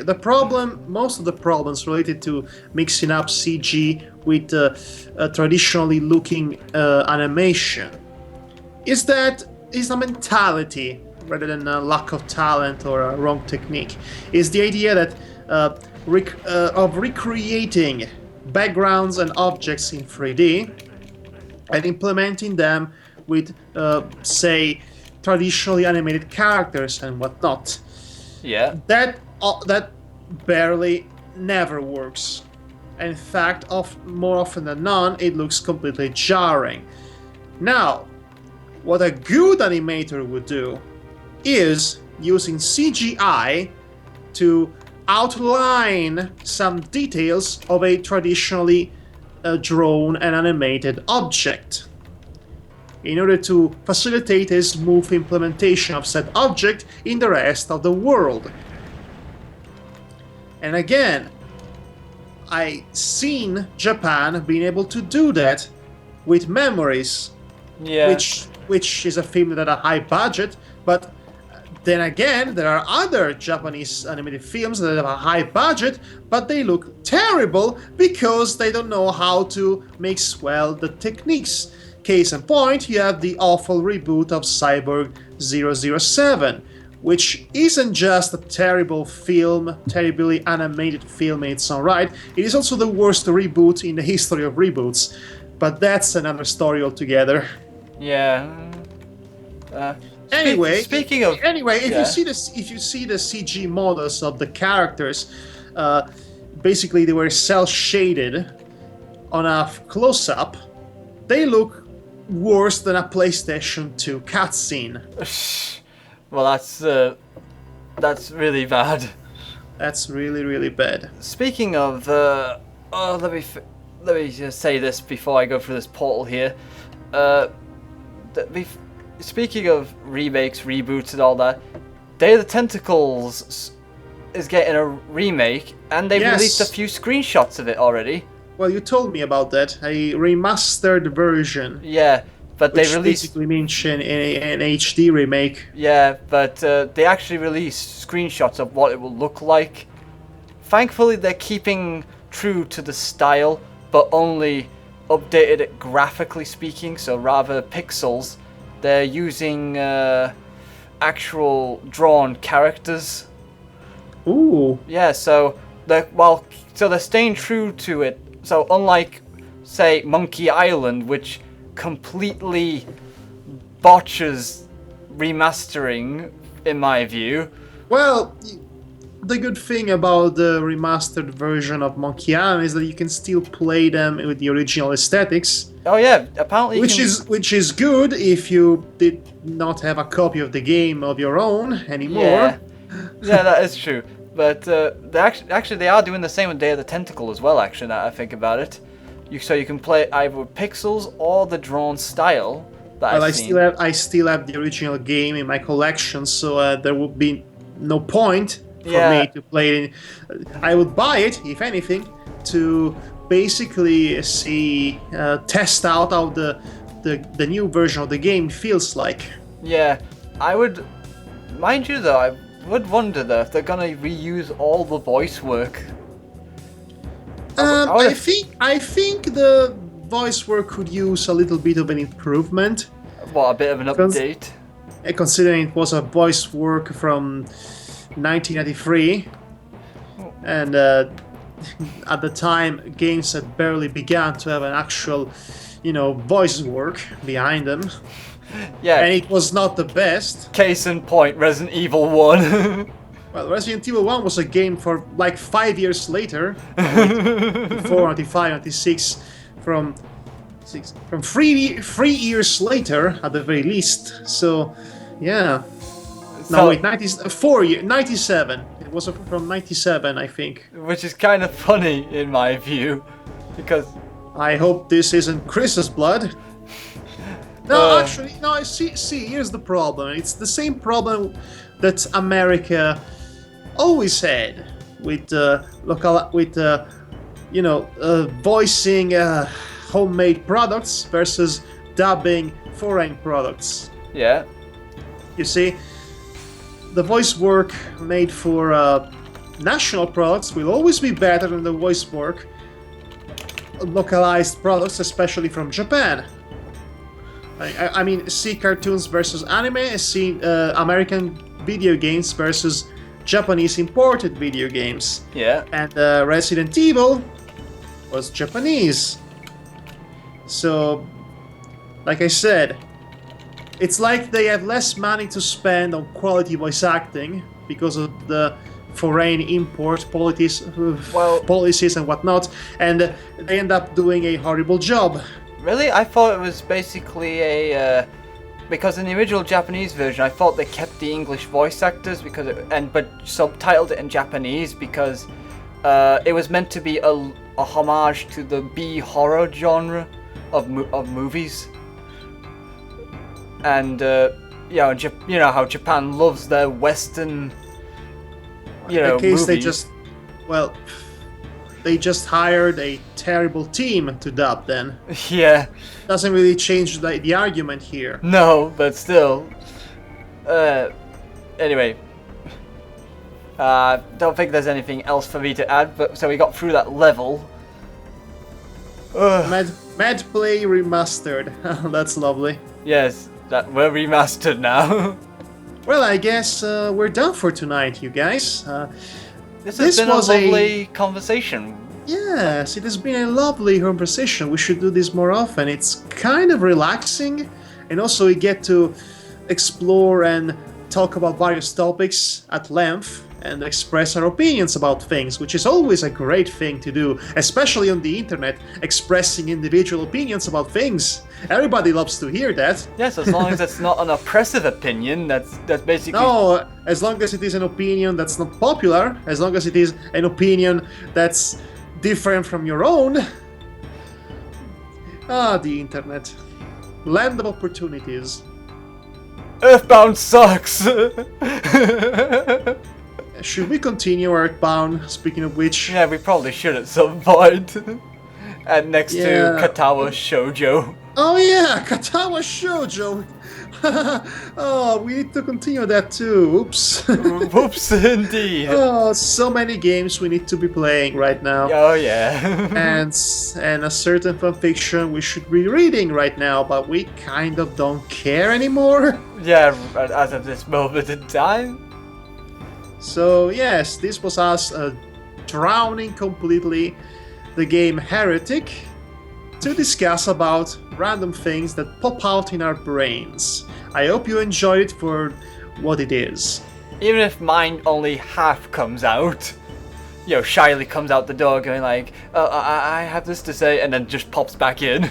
Yes, you had this very important thing to say about Big Mac and Marblestone OTP for life. Yeah, because utmost adorableness. Yes, they are adorable, especially if there is little of them. You know, it's always the quiet ones. That kills? Oh, I know. No! Well, you know, that saying exists for a reason. Yeah. Anyway, again, thank you for joining us, everybody. This has been Madhog Master. And I've been Devar Archivron. If you have topics for us, feel free to suggest them. We might actually discuss them when we pick up from where we left in the everlasting adventure of Heretic. Yeah, the epic fantasy of casual conversations. Yeah, so if you guys want topics for us to discuss or even ask us questions, then do it here. That'll be fun. Yes, that'll be fun. See you around, everybody. Take care, you all, and good night. Also, if you like Resurrection of F, you are wrong! Suddenly everyone in the comments going like, oh, you're so wrong because you're a movie critic. No, that's too polite. Good night. Good night and take care. Okay, stopping this recording.